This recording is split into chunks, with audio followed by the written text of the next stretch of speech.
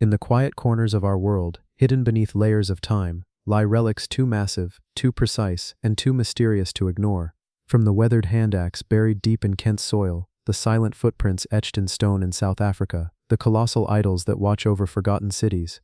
These are the echoes of giants, artisans, and civilizations whose stories remain half-whispered. Tonight, we journey through such wonders, each one carved in silence, each one holding secrets the centuries have not erased. So let's begin. The giant hand axe of Kent. When you first hear the name, it sounds like something from a legend, a weapon belonging to a giant, dropped in the rolling hills of southern England, thousands of years ago. But this isn't myth, it's real, it's solid, and it's older than almost anything you or I can imagine touching with our bare hands. In the quiet fields of Kent, where the wind moves slowly through hedgerows, archaeologists uncovered something remarkable. Not a coin, not a pot, not even a bone, but a stone tool, so large, so deliberately shaped, that it seemed to belong to a creature much bigger than any human alive today. It wasn't just large, it was perfectly made. This was a hand axe, but not an ordinary one. This one measured over 30 centimeters in length, far larger than the palm of any hand today. Think about that for a moment.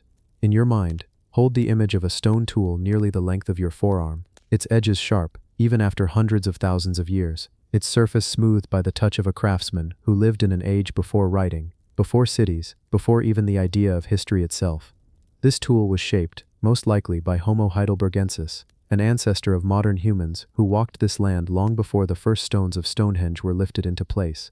Back then, Kent wasn't quiet farmland. It was a wild place of dense forest, fast-flowing rivers, and great herds of animals that no longer roam Britain today. Picture the scene. The man, or perhaps woman, who made this axe kneels by the bank of a river. The light is low, filtered through the leaves above. In one hand, a core of flint, in the other, a hammerstone.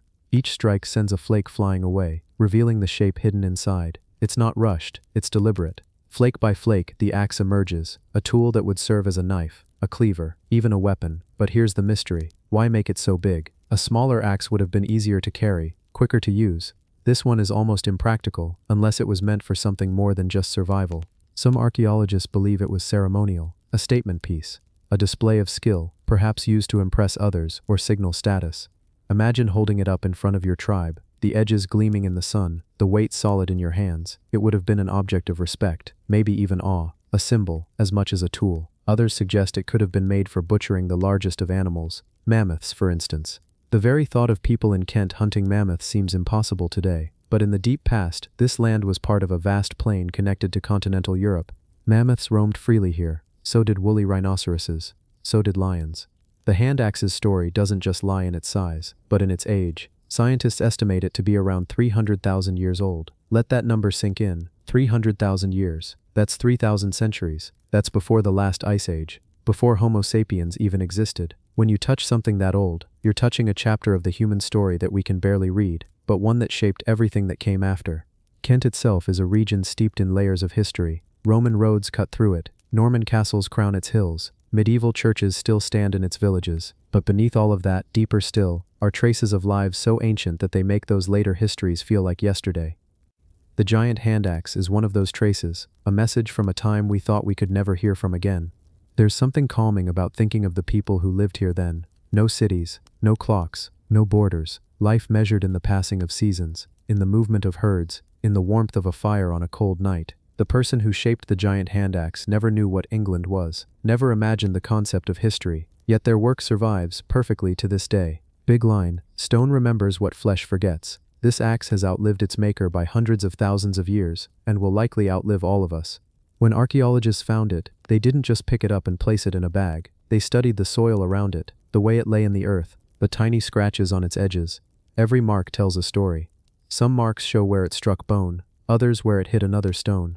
The shape is so balanced that it almost feels like art. You can imagine the archaeologists' quiet intake of breath when they realized what they had found. The world rushes past us now, but discoveries like this slow time down. In that moment, they weren't in modern Kent anymore. They were standing in the same place, but looking out over a very different world. The air colder, the land wilder, the silence deeper. If you were to hold the giant hand axe today, it would feel heavy, solid, cool to the touch. You might run your fingers along its edges and wonder whose hands shaped them first. Was the maker young or old? Were they teaching someone as they worked? Did they hum or work in silence? Did they feel pride when the final flake fell away? There's no writing from this time, no carvings, no recorded stories. All we have are the objects, the tools, the bones, the traces of fire, and from them, we try to rebuild an entire world. The giant hand axe of Kent is one of those rare finds that doesn't just tell us what people did, it hints at what they thought, at how they saw themselves, at what they valued. It sits now in a museum, safe from the elements, under careful light. Visitors stop and stare, often longer than they expect. Something about it pulls them in. Maybe it's the sheer age, maybe it's the craftsmanship, or maybe, deep down, it's recognition, a connection to the hands that shaped it. Hands not so different from our own. Rhythmic line, the river flows, the seasons turn, the hands are gone, the stone remains. And that is the quiet power of the giant hand axe of Kent. It is not loud, it does not shout its story, it simply exists, across the gulf of time, as a reminder that we have always been makers, dreamers, and survivors. The Mammoth Bone Circle of Russia. In the frozen heart of Russia, where winter lingers for most of the year, and the wind carries whispers from an age long gone, lies a circle made not of stone, nor of wood, but of bones. Massive bones. The bones of mammoths. It is a place that almost feels like it shouldn't exist, too strange, too improbable, too haunting to be real. And yet, it is. Discovered in the icy plains near Kostenki, south of Moscow, this ancient construction has puzzled archaeologists for decades. Its age alone is staggering, built roughly 25,000 years ago, at a time when humans were not supposed to be building anything so elaborate. The people of that world were hunter-gatherers, moving with the seasons, living where the game led them. And yet here, in the deep freeze of the Ice Age, they built something so strange, so permanent, that even now we struggle to understand it. The bones themselves tell the first part of the story, over 180 mammoth bones, carefully arranged in a circle measuring more than 12 meters across. These weren't scattered remains. They were deliberately placed, tusks arched like gateways, giant leg bones forming walls, skulls resting like sentinels facing outward. Whoever built this had a plan. But here's the question that gnaws at historians. Why? Why, in the brutal cold of the last ice age, would people spend precious time and energy dragging the bones of dozens of mammoths into place? What purpose did this bone circle serve? Some believe it was shelter. After all, mammoth bones could have supported hides to block the wind, creating a makeshift dome against the blizzards. Others think it was ceremonial, a sacred space where the living could speak to the spirits of the dead, where rituals tied to survival, death, and rebirth might have been carried out under the low, pale sun. And then there's the most haunting theory of all, that the circle wasn't just for the living, it was built for the dead. That here, in this frozen ring, the tribe buried their own alongside the bones of the mammoths they hunted. If true, this would mean the site was not just a home or a shelter, it was a monument, a memorial, a place where the people of the Ice Age returned again and again to remember those they had lost. Think of the scale of it for a moment. Each bone could weigh hundreds of pounds. The tusks alone could stretch more than 4 meters, curling like frozen waves. Moving them would have taken teams of people, working for hours, maybe days, in temperatures far below freezing. And yet, they did it. They did it not once, but over and over, because mammoth bone circles have been found in several places across Eastern Europe. But this one, in Kostenki, is the largest, and perhaps the oldest. The bones themselves hold clues. Many are cracked, as if they were broken to reach the marrow inside, a vital source of food and fat during the long winter months. Others show marks from stone tools, the telltale sign of butchering. But there's also something else, traces of fire. Charred spots inside the circle hint at a hearth, where people might have sat around the flames, eating, talking, telling stories that are now lost to time. Imagine that scene, the wind howling outside, the sky a dull gray, heavy with snow. Inside the bone circle, a small community huddles close, the fire painting shadows on the curved walls of ivory and bone. The hunters speak quietly of the day's kill. The elders speak of the mammoths, how they once roamed in herds as far as the eye could see, how the world was changing, how the cold seemed endless. And the children, they listen, wide-eyed, as the flames flicker and the ancient world turns slowly beyond the shelter. The discovery of this site has done more than give us bones to study. It has given us a glimpse into the lives of people who lived at the edge of survival. It has shown us that even in the harshest conditions, humans found ways to build, to create, to shape the world around them. And yet, the mystery remains. If this was just a shelter, why build it in a perfect circle? Why choose mammoth bones over wood, when wood, even in the Ice Age, could have been used? Was there a spiritual connection between the people and the mammoth, something that went beyond hunting and survival? Or was the mammoth, in their eyes, a creature so powerful that its very bones could ward off danger? Archaeologists have sifted through every inch of the site, finding tiny stone tools, burned seeds, and fragments of bone from other animals. These scraps hint at a life of constant movement, but also at moments of gathering, moments when the tribe came together to do something bigger than themselves. This bone circle might have been one of those moments made permanent in the landscape. The deeper we dig, the more the questions grow. Perhaps that's the nature of places like this. They are meant to be puzzling. They remind us that not all stories were written down, not all knowledge was meant for us. Some things are meant to be felt, not fully understood. Even now, standing there in the Russian snow, the wind cutting through layers of clothing, the circle feels alive, the bones rise from the earth like frozen waves of time. Each one a fragment of a story that began before history itself.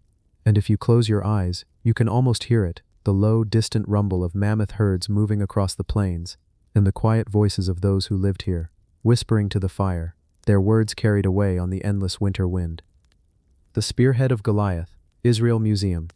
There are moments in archaeology when an object emerges from the earth that does more than just tell a story. It challenges the boundaries between myth and history. The spearhead in the Israel Museum is one of those objects. It is not displayed with theatrical lighting or surrounded by dramatic music. Instead, it rests quietly, behind glass, as if it knows it does not need to shout to be noticed. Its size alone is enough to command attention, far larger than the kind of spear tips most warriors of the ancient world would have carried. Its iron blade is aged and pitted, the surface bearing the rough marks of centuries. But even in its stillness, it speaks. For many who stand before it, one name comes immediately to mind: Goliath. The giant warrior of the Philistines, the one remembered from the ancient tales, struck down by the young shepherd David in the valley of Elah. For generations, his story has been told in the rhythm of firelight, carried on the voices of storytellers. But here, in front of this spearhead, that story feels less like a distant legend and more like something that may have happened. The spearhead is enormous, measuring over 1/2 meter in length, heavy enough that lifting it in one hand feels unnatural to most modern visitors. The ancient text describes Goliath's spear as having a shaft like a weaver's beam, with an iron point weighing hundreds of shekels. Translating those weights into modern terms, we understand just how impractical such a weapon would have been for an ordinary man. It was a weapon meant for someone extraordinary, someone whose very presence would dominate a battlefield. The Israel Museum's piece was found during excavations in the region historically associated with Philistine territory. While no inscription names its owner, the craftsmanship matches the type of weaponry used in the late Bronze and early Iron Age. And this is where things begin to blur, where the historical record and the legendary narrative walk side by side. Some scholars see it as a ceremonial or symbolic weapon, perhaps carried by a champion to intimidate enemies before a battle. Others, less cautious, suggest that it may indeed have been wielded by the very warrior whose name has echoed for 3,000 years. Picture the scene, not in bright colors but in the muted earth tones of a landscape under the weight of history. The valley of Elah stretches before you. The air is still, except for the low hum of insects. On one ridge, the Israelite army waits, their spears reflecting the morning light. Across the valley, the Philistine forces stand in formation, shields raised, their banners unmoving in the hot wind. And there, in front of them, a figure steps forward. Tall, unnaturally tall. His armor glints. His steps are deliberate, unhurried, the steps of a man who knows he has never been matched. In his hands, a spear. Not just a spear. This spear, the point alone, as long as a man's forearm. Its iron tip catching the sun like a blade of fire. He drives it into the earth as he speaks, the sound carrying across the open space. Whether you believe in the historical Goliath or not, holding this spearhead, even in imagination, brings that image uncomfortably close to reality. You can almost hear the ring of metal, the deep voice challenging anyone brave enough to step forward. The archaeological reality is more restrained. This spearhead, like all artifacts, came to light not in a battlefield but in the quiet, methodical process of excavation. Layer by layer, soil was removed, trowels scraped against ancient stone, brushes lifted away the dust of centuries, and then the shape began to emerge. First a rusted edge, then the taper of the blade. It was lifted from the earth with care, its weight surprising the archaeologists. Heavy, far heavier than expected for its length. This was no hunting spear. This was a weapon designed for the battlefield, for the reach, the momentum, and the crushing force of impact. Metallurgical analysis confirmed that it was forged with skill. The iron had been heated and hammered into shape, the edges hardened for penetration. Even in its corroded state, the balance was impressive. Whoever carried it would have needed strength beyond the ordinary. What is fascinating about this discovery is not only the physical object, but the way it forces us to consider the intersection between the known and the unknown. We have many ancient texts, some historical, some legendary, that speak of giants, of champions, of duels that determine the fate of armies. We have weapons that are larger than what most men could use effectively. And we have a human desire to connect the two. The spearhead sits in the Israel Museum, not as proof of the biblical account, but as an open question. It invites the visitor to stand in front of it and decide for themselves. Could the story of David and Goliath have a foundation in history? Was there truly a warrior of such size and strength that his weapon dwarfed those of his time? Or is this a case where an exceptional weapon inspired a legend that grew larger with each retelling? And then there's the weight of time itself. Imagine this spearhead not as it is now, but as it was then, gleaming, sharp, dangerous. Picture it in motion, cutting through the air with a sound like a tearing wind. See the hands that held it, the eyes that looked down its length toward an opponent. Objects like this remind us that the past was not just stories written in books. It was lived with heat, with noise, with fear and courage. The men who stood on those hillsides were as real as we are, and in the middle of them, a single duel could change the course of the day. When the story ends, as it always does, with the fall of the giant, the spear lies unused on the ground. Perhaps it was claimed as a trophy. Perhaps it was buried with its owner. Or perhaps, as in this case, it waited patiently for centuries, sleeping beneath the soil, until modern hands uncovered it again.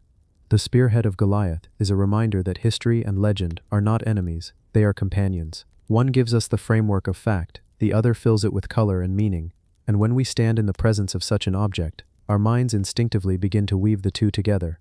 In the calm light of the museum, surrounded by glass, the spearhead rests, silent but not without voice. For those who listen, it tells of a time when size and strength could decide the fate of nations, when a single man could walk into a valley and make two armies hold their breath, and when a weapon forged in fire and carried into battle could survive 3,000 years to remind us of the thin line between history and myth. The giant skeletons of Ecuador. It begins with a story, almost too strange to believe, whispered across quiet towns in the valleys of Ecuador and spilling into the green slopes of northern Peru.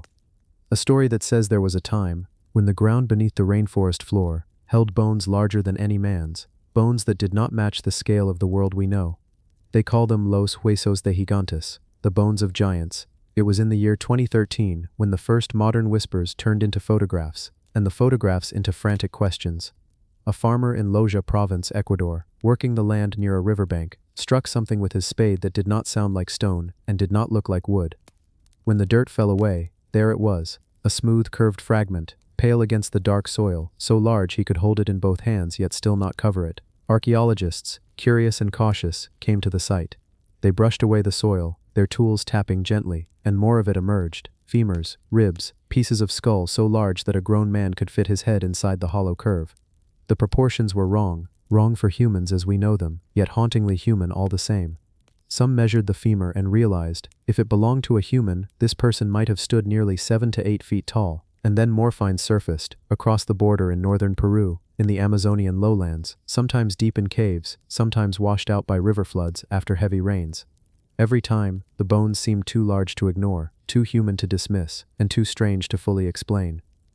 Legends in the region run deep. The Shuar people speak of a race of giants who roamed the land long before the forests swallowed the valleys. They tell of warriors who could lift stones heavier than a horse, who built things of such size and weight that only myths could explain them. To the Shuar, these skeletons were not mysteries, they were memories, and yet science stepped in with its careful hands and cooler voice. Some researchers suggested the bones might belong to prehistoric megafauna, enormous animals from the Ice Age, their skeletons resembling certain human bones by coincidence. Others argued about disease, gigantism, which in rare cases could make humans grow far taller than average, but neither explanation seemed to account for the scale of the finds, nor for how many separate giant-like remains had been found in these small regions. There was one skeleton, reportedly complete, measured at over 7 feet 4 inches, unearthed decades earlier by Father Carlos Miguel Vaca, a priest and amateur archaeologist in Ecuador. He kept the bones in his home, showing them to visitors. Those who saw them spoke of a skull so large it seemed unreal, teeth as wide as 2 fingers. After Father Vaca's death in 1999, the bones were reportedly moved, some disappearing into private collections,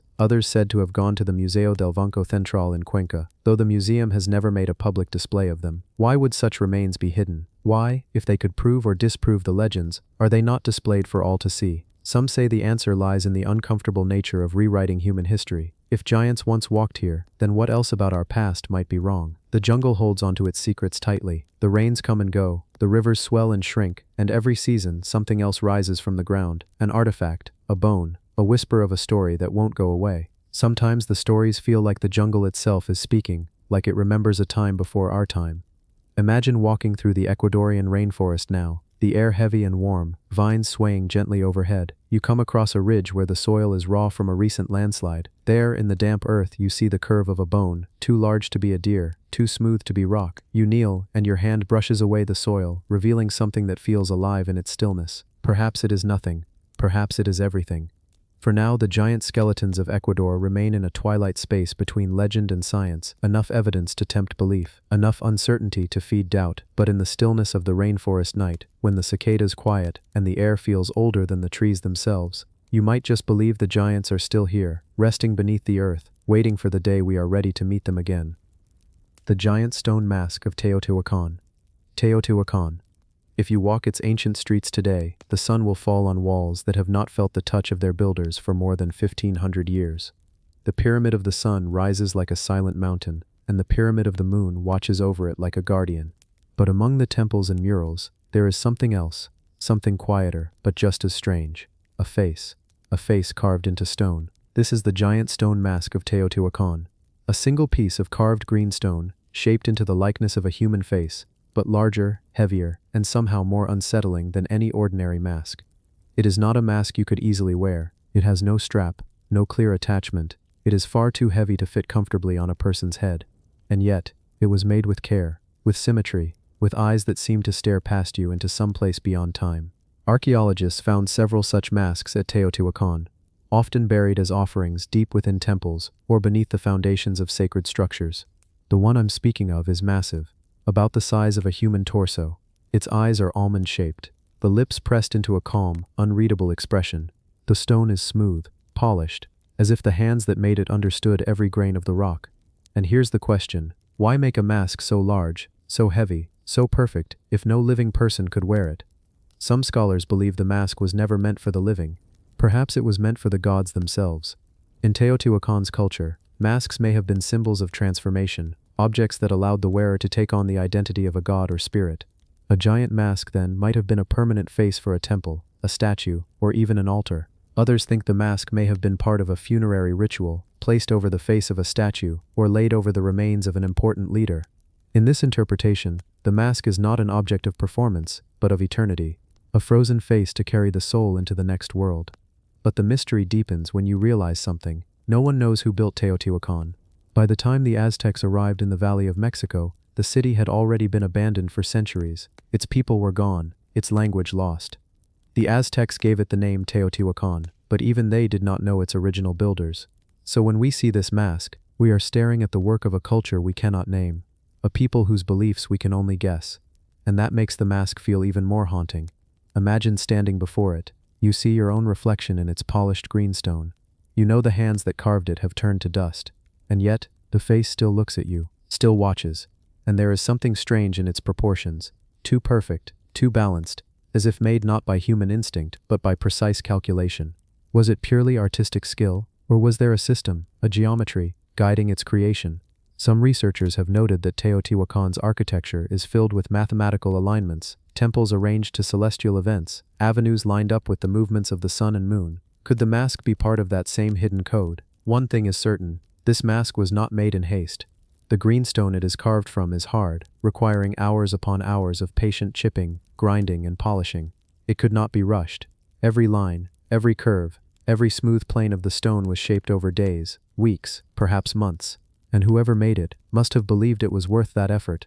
We live in a world where faces are everywhere: photos, videos, paintings. But this face outlasted empires. Some archaeologists have suggested it might not depict an individual at all, but an ideal, a godly face, a symbol of eternal watchfulness.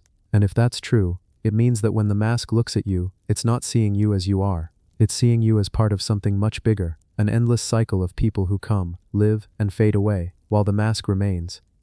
And here's a thought that might keep you awake tonight. If this mask has been watching for over 1,500 years, what stories has it seen? What secrets has it kept? And when the next 1,500 years pass, will it still be here, still watching, long after we too are gone? You can almost hear the silence of Teotihuacan in its presence, the wind between the pyramids, the distant call of a bird over the Avenue of the Dead, the muted footsteps of modern visitors. Yet the mask remains unmoved, as though the centuries have meant nothing to it. It is the same face, always the same face. And maybe that is the point. In a city of gods, this is the face that never changes, the face that belongs to no one and to everyone. The colossal footprint of South Africa.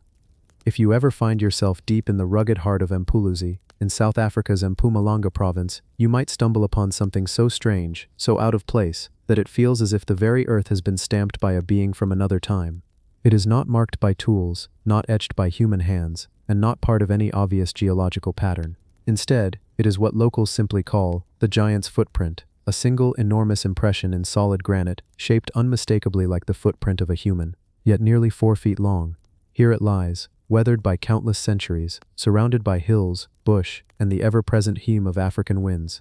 The footprint is angled slightly, as if its owner had been walking down a slope when the step was taken. The toes, the ball, the arch, they are all visible, pressed into the surface of a rock estimated to be between 2 and 3 billion years old. And immediately your mind asks, how could something like this exist? Some dismiss it quickly, calling it a natural erosion pattern, a quirk of weather and time that just happens to look like a human foot. But when you stand before it in person, when you trace the curves and ridges with your hand, the resemblance is almost too perfect to ignore. It is not the shape of a bare rock, it is the frozen step of something unimaginably large. For centuries, indigenous communities in the region have passed down stories about giants, beings who walked the earth long before modern humans arrived. These stories are not unique to South Africa, they echo in cultures across the globe, from the biblical Nephilim to the great titans of Greek legend. Yet here, in Mpumalanga, the idea seems more tangible, more real, because you can see the mark yourself, etched into the ancient crust of the planet. Scientists have examined the footprint, and while most lean toward geological explanations, they cannot deny that it truly looks like a footprint. Some suggest it was formed when molten rock was still soft, possibly in a volcanic environment, and that the unusual conditions of cooling and erosion simply created the perfect outline. Others, however, entertain the possibility, quietly, cautiously, that it might be evidence of something that does not fit neatly into our timeline of human history. Pause here for a moment, think about the age of that granite, 2 to 3 billion years. This is older than the first known multicellular life. It is older than the concept of creatures as we imagine them. And yet, here is the shape of a foot, human in design, impossibly large, locked in stone. There's something hypnotic about it. You can imagine the scene, if you let your mind drift. The world then was wild, alien.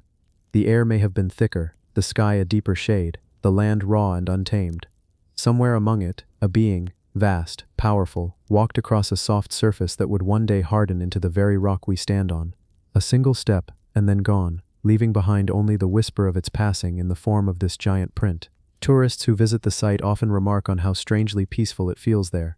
Some claim they feel a presence, an odd sensation of scale, as if they themselves have become very small in the shadow of some forgotten race. Others kneel, place their feet inside the outline, and marvel at how their toes barely reach halfway up the first giant toe. The footprint has also been woven into local legends about ancient beings who shaped parts of the earth with their bare hands and feet. Some believe these beings were not entirely physical, that they were part spirit, part flesh, able to move through time in ways we cannot. To them, the footprint is not just a remnant of the past, it's a reminder that the world we see is only a small part of what has existed. Of course, the scientific community continues to caution against leaping to fantastical conclusions. To them, geology provides enough mystery without needing to invent giants. They point to examples of other naturally occurring shapes in nature, faces on cliffsides, animal forms in clouds, and note that the human brain is wired to recognize patterns even when none exist. And yet, there is that pull, that quiet, stubborn thought. What if? What if there were once beings of enormous size, so tall that each step carried them across a distance that would take us several strides? What if they lived in a time when the earth was younger, softer, and left records of their passing? What if this footprint is one of those records, preserved not for our science but for our wonder? When the sun begins to set over Mpumalanga, the shadows lengthen across the granite. The giant footprint seems to deepen, as though it is filling with shadow instead of water. The surrounding hills turn gold, then a dusky purple, and the air grows cooler. It is easy then to imagine the owner of that foot returning, not as a figure in a story, but as a real presence walking the hills once more, each step echoing through the ages. Whether you see it as an erosion pattern, a freak of geology, or the preserved mark of an ancient giant, the colossal footprint of South Africa holds a strange power. It is both solid and ephemeral, rock and story, anchored in the earth yet untethered in time. And as you stand before it, you may find that the question is not so much about what it is, but about what it makes you feel. Some will leave convinced it is just stone. Others will leave believing it is proof of something long forgotten. But for everyone, the image will stay with them, a human-like step, impossibly large, pressed into the ancient skin of the planet, whispering across billions of years, "We were here." The giant obelisk of Axum. Imagine, standing on a high plateau in northern Ethiopia. The air here is thin and still, carrying only the faint rustle of dry grass, and the distant murmur of a village going about its day. The sun spills across the landscape, but it is not the sun that draws your attention. It is the shadow, a long sharp-edged shadow, cast by something impossibly tall. Before you rises one of the most extraordinary relics of the ancient world, the giant obelisk of Axum. It is not a ruin hidden in some forgotten desert.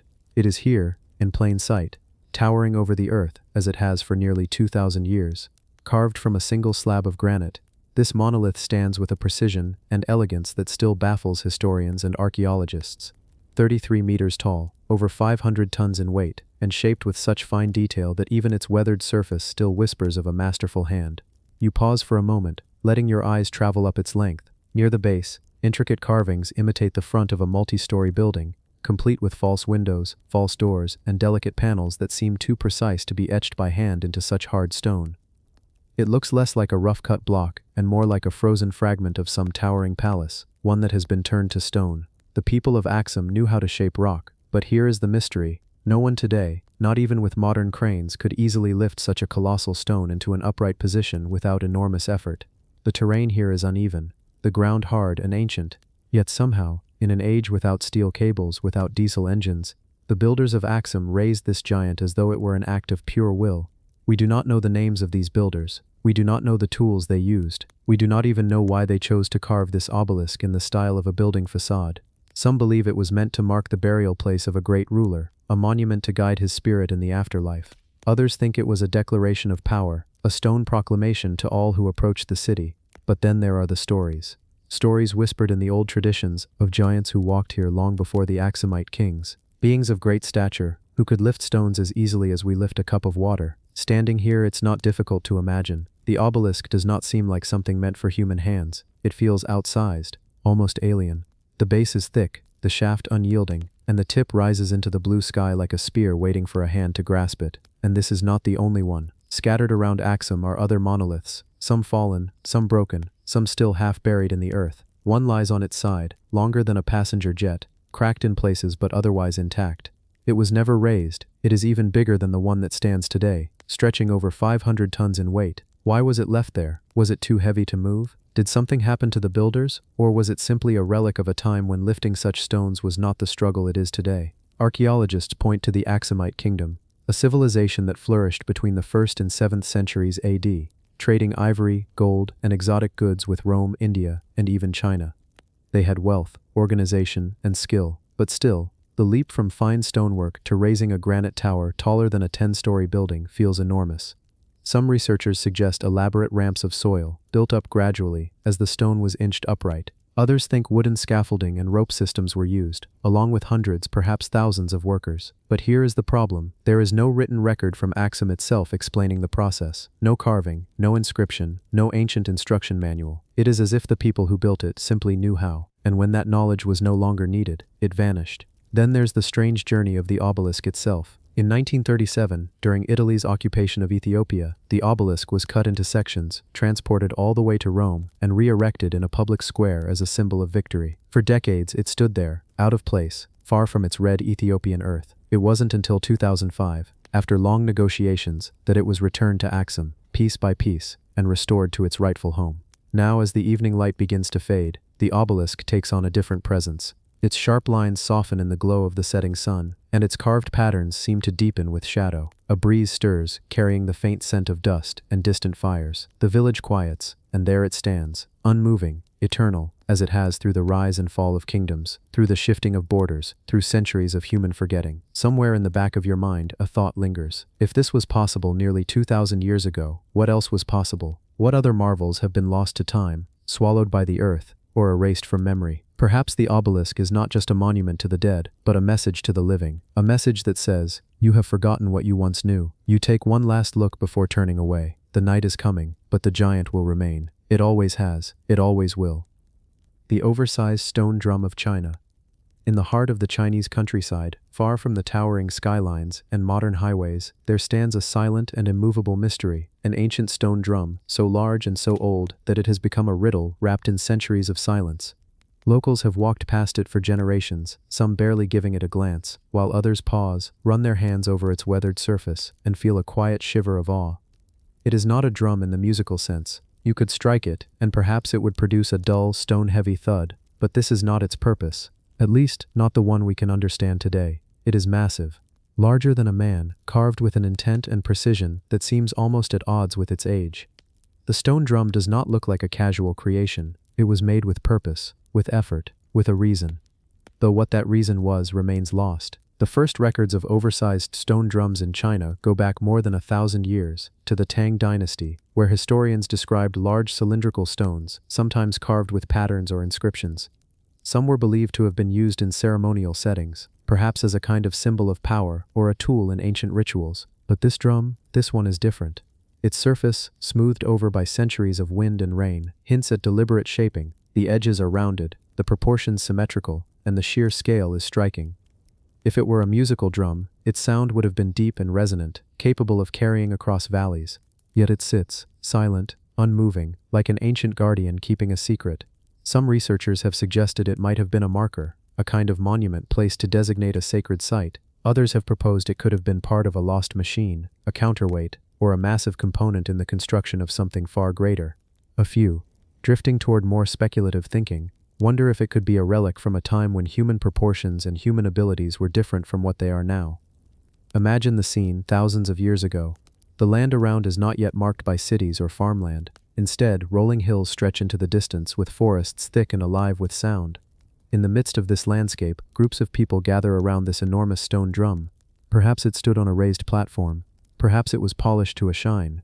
Perhaps when struck it sent a low hum vibrating through the ground, a sound that was felt as much as it was heard.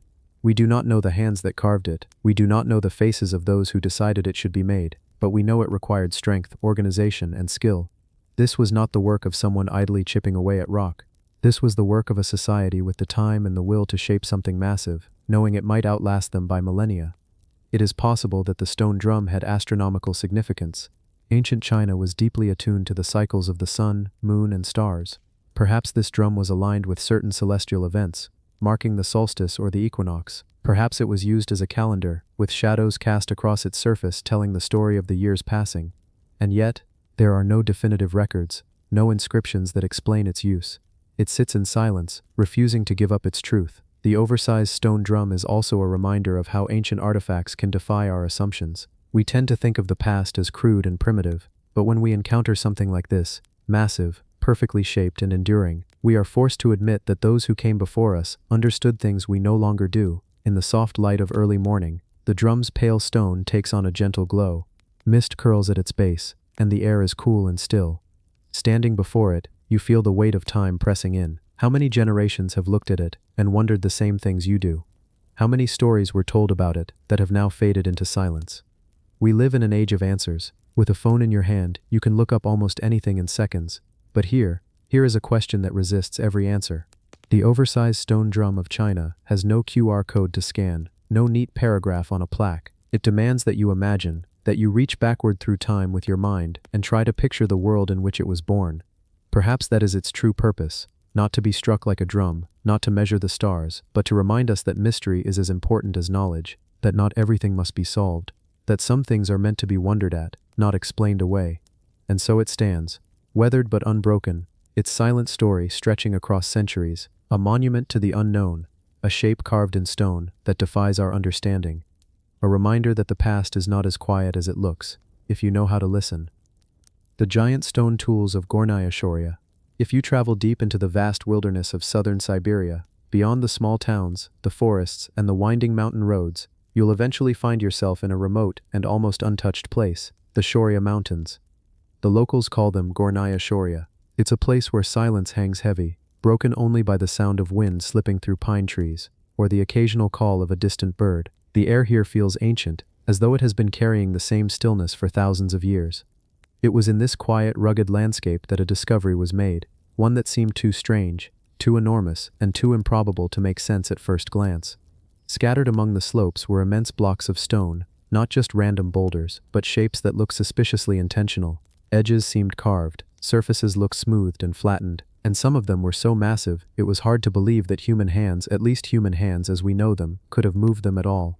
Archaeologists who visited the site described the formations as megalithic walls, huge stone structures pieced together in ways that suggested purpose. But the real puzzle came when some researchers proposed something even stranger, that these were not just walls, but parts of something larger, something that might once have been colossal stone tools.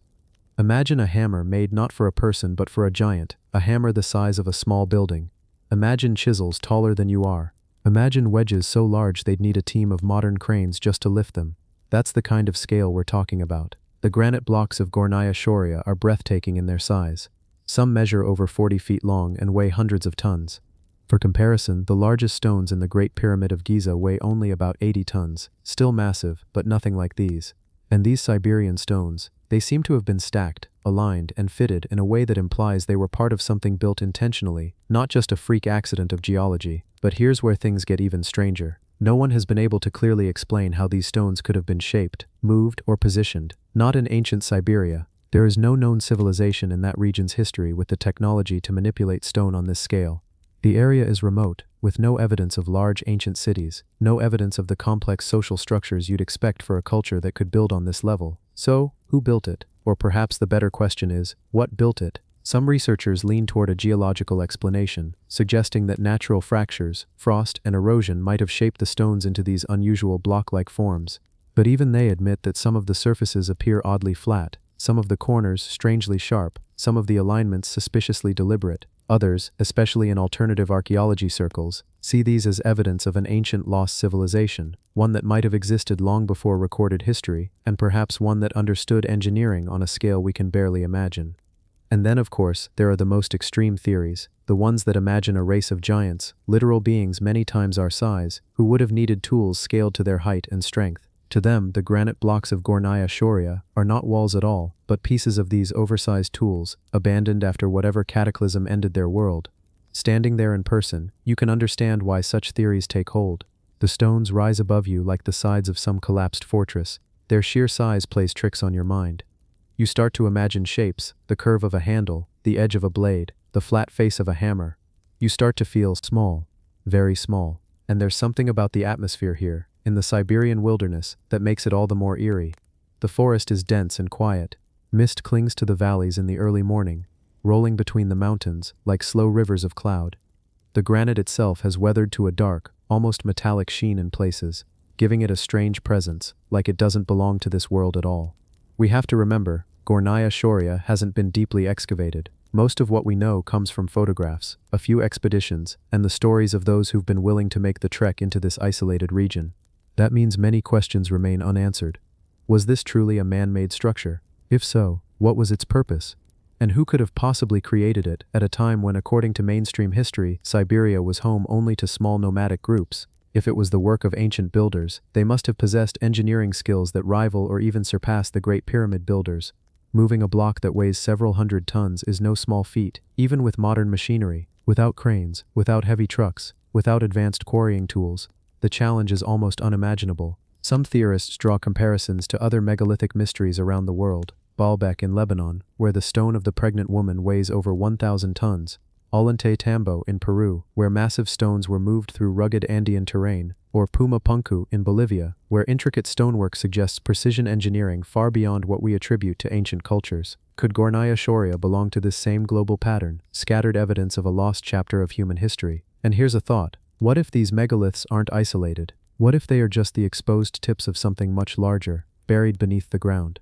Could there be a hidden complex under the mountains, waiting for someone to uncover it? Or has someone already uncovered it, and chosen not to share what they found? When you stand before the granite giants of Gornaya Shoria, you find yourself drawn into the same question that hangs over so many ancient mysteries.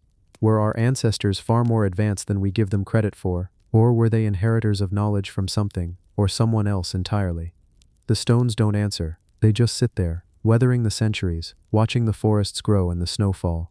Silent, immovable, enigmatic. And perhaps that's part of the reason they stay with you long after you've left. Because deep down, you know you've seen something that doesn't fit neatly into the story we've been told about our past. The giant stone plow of China.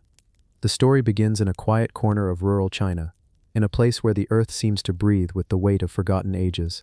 The fields here roll gently under the watch of distant hills, and the wind carries with it the scent of soil that has been turned by countless generations of farmers.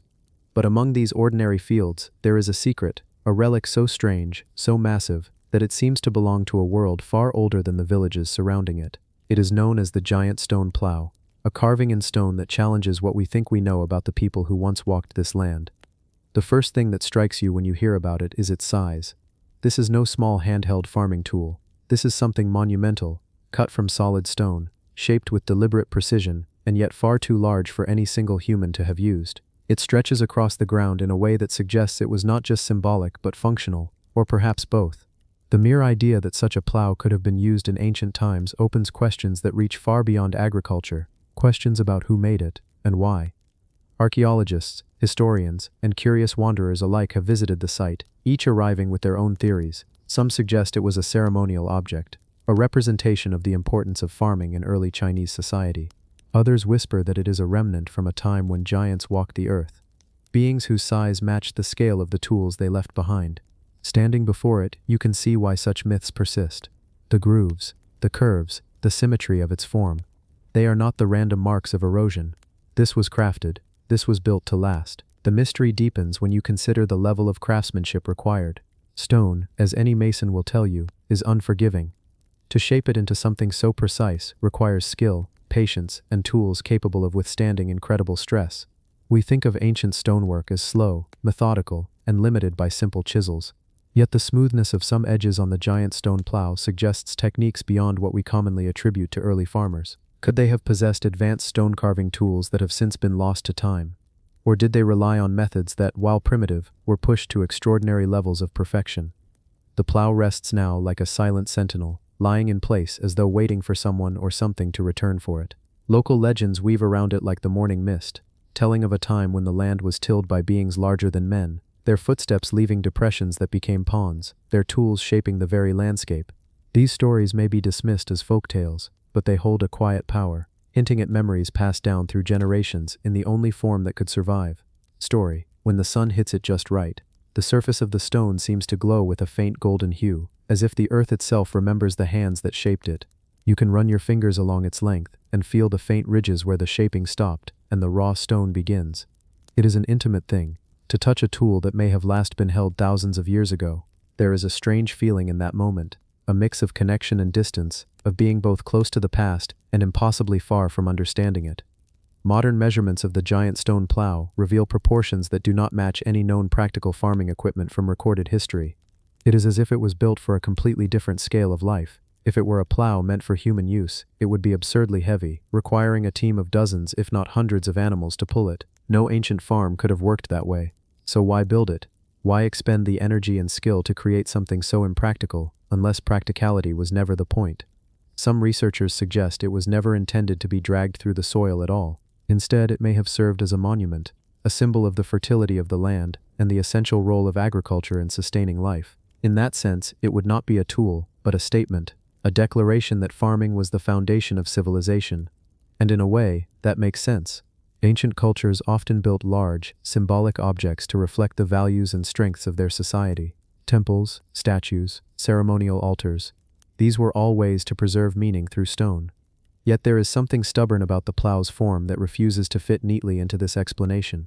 It is not abstract, it is not stylized, it is a plow, a real one. The kind that could, theoretically, be used to turn soil, just not by anything of our size. This is where the whispers of giants grow louder. Myths of enormous beings appear not just in Chinese folklore, but across the world. From the Titans of Greece, to the Nephilim of the Middle East, to the stories of massive ancestors in Native American traditions, human history is threaded with tales of people who towered above us. Could these be distorted memories of an ancient race, or are they purely symbolic, representing strength and power? If you spend enough time near the giant stone plow, you start to notice the silence of the place. The surrounding countryside is not bustling with tourists. There are no ticket booths, no large crowds. It feels almost private, as if you've stumbled onto something that the modern world has not yet fully claimed. The wind moves softly over the fields, carrying with it the faint rustle of distant crops. The air smells faintly of dust and grass, and the stone seems to drink in the sunlight. Here, time stretches out. The days feel slower, as if the land itself is still caught in the rhythm of ancient seasons. It is in this quiet that the mind begins to wander. You imagine the world as it might have been when the plow was first shaped. Was the climate different? Were the fields wilder? The rivers wider? The forests thicker? Were there animals we no longer know, walking alongside people whose lives were entirely tied to the cycles of planting and harvest? And if giants did exist, what would their daily lives have been like? Would they have worked alongside humans, or apart from them? Would they have ruled, or lived as equals?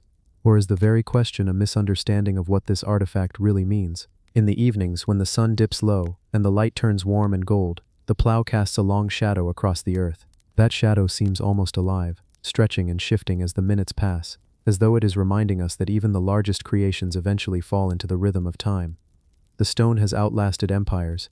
It has endured floods, droughts, wars, and generations who have come and gone without ever knowing it existed. Yet here it remains. The giant stone plow of China may never give up its secrets completely. But perhaps that is the point. Perhaps it is not meant to be explained away, but experienced, stood before in quiet contemplation, with the knowledge that some parts of the human story will forever remain just out of reach. It reminds us that the past is not a fixed thing. It is alive in the stones, the soil, the myths, and the questions we still ask. And maybe, just maybe, that is why it feels so alive when you are there. Not because you have found an answer, but because you are standing in the presence of a question so big, so old, and so patient that it can wait forever for you to understand. The oversized stone knife of Negev. The Negev desert is a place where the horizon stretches endlessly, where the sun lays its weight across the sand until even the wind seems to slow down. Here the land feels timeless, its silence broken only by the occasional cry of a distant bird, the faint hum of air sweeping over the ridges, and the crunch of stones beneath a wanderer's boots. To walk in the Negev is to walk in a place where the modern world feels impossibly far away, as if you've stepped back into a time before the cities, before the noise, before the endless rush of now. And it is in this vast stillness that a discovery emerged, something so unusual, so oversized, that it immediately challenged ideas about the people who once lived here. A knife. But not an ordinary knife. This was a knife of such massive proportions that to hold it, if you could, would feel like gripping a fragment of some giant's toolkit. This was the oversized stone knife of the Negev, and it had been lying in this desert long before anyone alive today could remember. The first thing that strikes you when you hear about this artifact is the scale. In archaeology, tools tend to fit the hand because that's how they were meant to be used. They are functional, shaped by human needs, and built for human bodies. But this blade seemed different. Its length far exceeded the span of a man's forearm, its weight alone suggesting that lifting it would require both hands, perhaps even more strength than most could muster. The edges were shaped with care, showing the telltale marks of knapping, those delicate chips and flakes left behind by the patient work of a stone artisan. And yet the proportions did not match the human hand. Was it ceremonial? Was it a display of status? Or here's the question that unsettles and fascinates. Was it made for someone, or something, far larger than the humans we know from history? The Negev has always been a crossroads. Ancient traders moved through here, their caravans heavy with goods from lands far beyond the horizon. Civilizations have left their marks in petroglyphs, scattered ruins and burial sites. But much of its past is still a mystery buried beneath layers of shifting sand. Stone tools, when found, are often linked to early hunter-gatherer cultures, their shapes and sizes studied to piece together daily life in prehistoric times. But when a tool like this emerges, too large for everyday use, it invites more questions than answers. The sheer size makes it impractical for butchering animals or carving wood in the way typical knives were used. It wasn't shaped like a sword, either. It was, unmistakably, a knife, just far too big. Imagine for a moment standing beside it, in the middle of the excavation site. The sun presses down from above, the desert's heat radiating up from the ground, and there, in the shallow scrape of the archaeologist's trench, lies this monumental blade. You watch as gloved hands brush away the fine sand clinging to its surface, each sweep of the brush revealing more of its shape. The stone catches the light in muted flashes, the edges still sharp in places despite the countless centuries that have passed. Its creators were skilled, so skilled in fact, that even time's slow erosion had failed to strip away all evidence of their craftsmanship. Some researchers suggest that it could have been a symbolic item, perhaps an offering to the gods, or a ceremonial object used in rituals now long forgotten. Others point to the possibility that it may have been designed for tasks that required leverage and reach, though what those tasks could have been remains elusive. And then there are those who lean into the more speculative side of history, wondering if the knife hints at a chapter of human or pre-human existence that has been erased from our records. Could it be that the stories of giants told and retold in myths across so many cultures have their roots in real encounters? Could this oversized blade be a remnant of a time when beings of extraordinary size walked this earth? The thing about the Negev is that it holds its secrets tightly. Layers of sand can swallow evidence in decades, and shifting dunes can hide and reveal in equal measure. This knife may have been lying here through cycles of drought and rain, through ages when the desert was greener, and times when it was harsher still. It may have seen the rise and fall of entire cultures, each one passing by without ever noticing the giant blade resting beneath their feet. When you picture its journey, you begin to realize that artifacts like this are more than stone. They are silent witnesses. They were there before us, and they will likely remain long after us. The oversized stone knife of the Negev doesn't give up its secrets easily, but that is part of its power. You can look at it, measure it, analyze its material under a microscope, but you cannot hold it without wondering about the hands or the myths that shaped it, and so the blade rests now, carefully preserved, its details documented, yet its meaning still adrift in the vast sea of the unknown. Some visitors who see it in the museum are struck by its beauty, others by its sheer size. But all leave with the same lingering thought: somewhere in the depths of our shared human story, there may be entire chapters missing, chapters where the scale of life itself was different, where the tools, the people, and the stories were larger than the ones we know today. And perhaps, in this quiet relic of the desert, we have been given one rare glimpse into that forgotten world. The massive stone idol of Tiwanaku. Far to the highlands of Bolivia, where the air is thin and the horizon stretches endlessly beneath the crisp, pale blue sky, lies one of the most mysterious archaeological sites in the world, Tiwanaku. This ancient city, set on the southern shores of Lake Titicaca, was once the heart of a great civilization long before the rise of the Inca Empire. It is a place of colossal stone gateways, intricate carvings, and legends whispered by the wind. But among all of its enigmatic wonders, one figure stands out: a massive stone idol, tall, solemn, and seemingly eternal. It rises from the earth like a guardian of secrets, its weathered features holding stories from a time we can barely imagine. When you first see it, the idol's size is the first thing that strikes you. Standing over 7 feet tall, carved from a single block of andesite stone, it has the presence of something far greater than a statue. It feels alive. The figure's face is stern, almost expressionless, yet it radiates an ancient authority, as if it has stood there for thousands of years, watching the comings and goings of generations. Its body is covered in intricate designs, geometric patterns, mysterious symbols, and depictions of creatures both familiar and strange. Some see birds, some see fish, others claim they see stylized representations of the sun and the stars. But the truth is, no one really knows what all of these carvings mean. Archaeologists call it Dupont's monolith, named after the researcher who helped bring it to public attention in the 20th century. But to the people of the Andes, the idol is far more than a carved stone. It is a bridge, a connection between the human world and the realm of the gods.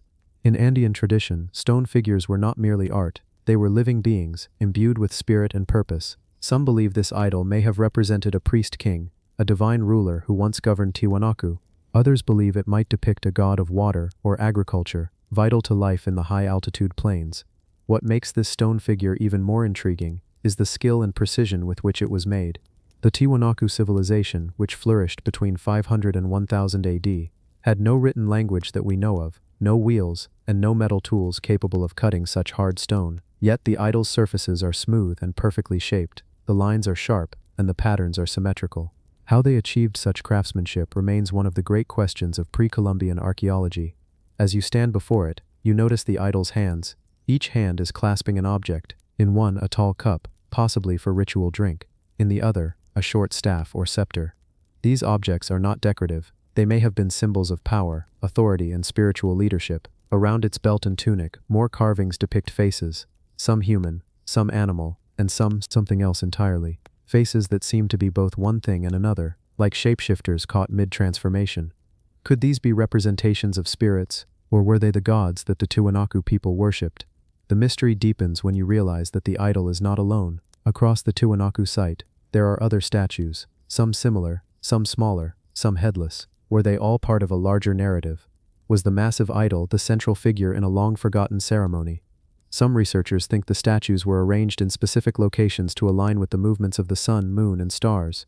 Tiwanaku, after all, was not just a city, it was a ceremonial and astronomical center. The layout of its temples, plazas, and monuments suggests that its builders had a deep knowledge of the heavens. Yet, for all we know about Tiwanaku, the identity of the people who made it remains shrouded in shadow. They left no written records. They vanished centuries before the arrival of the Spanish. And even the Inca, who revered Tiwanaku as a sacred place, claimed the city was built by an earlier race, giants or gods, who lived long before humans. When you hear such legends, and when you stand in front of the massive idol, it's easy to understand why those stories have endured. The stone itself has survived countless centuries of wind, rain, and sun. Its edges have softened, its colors have faded, yet it still commands respect. Tourists and pilgrims alike often stand in silence before it, as if they can sense something, some lingering presence that still inhabits the stone.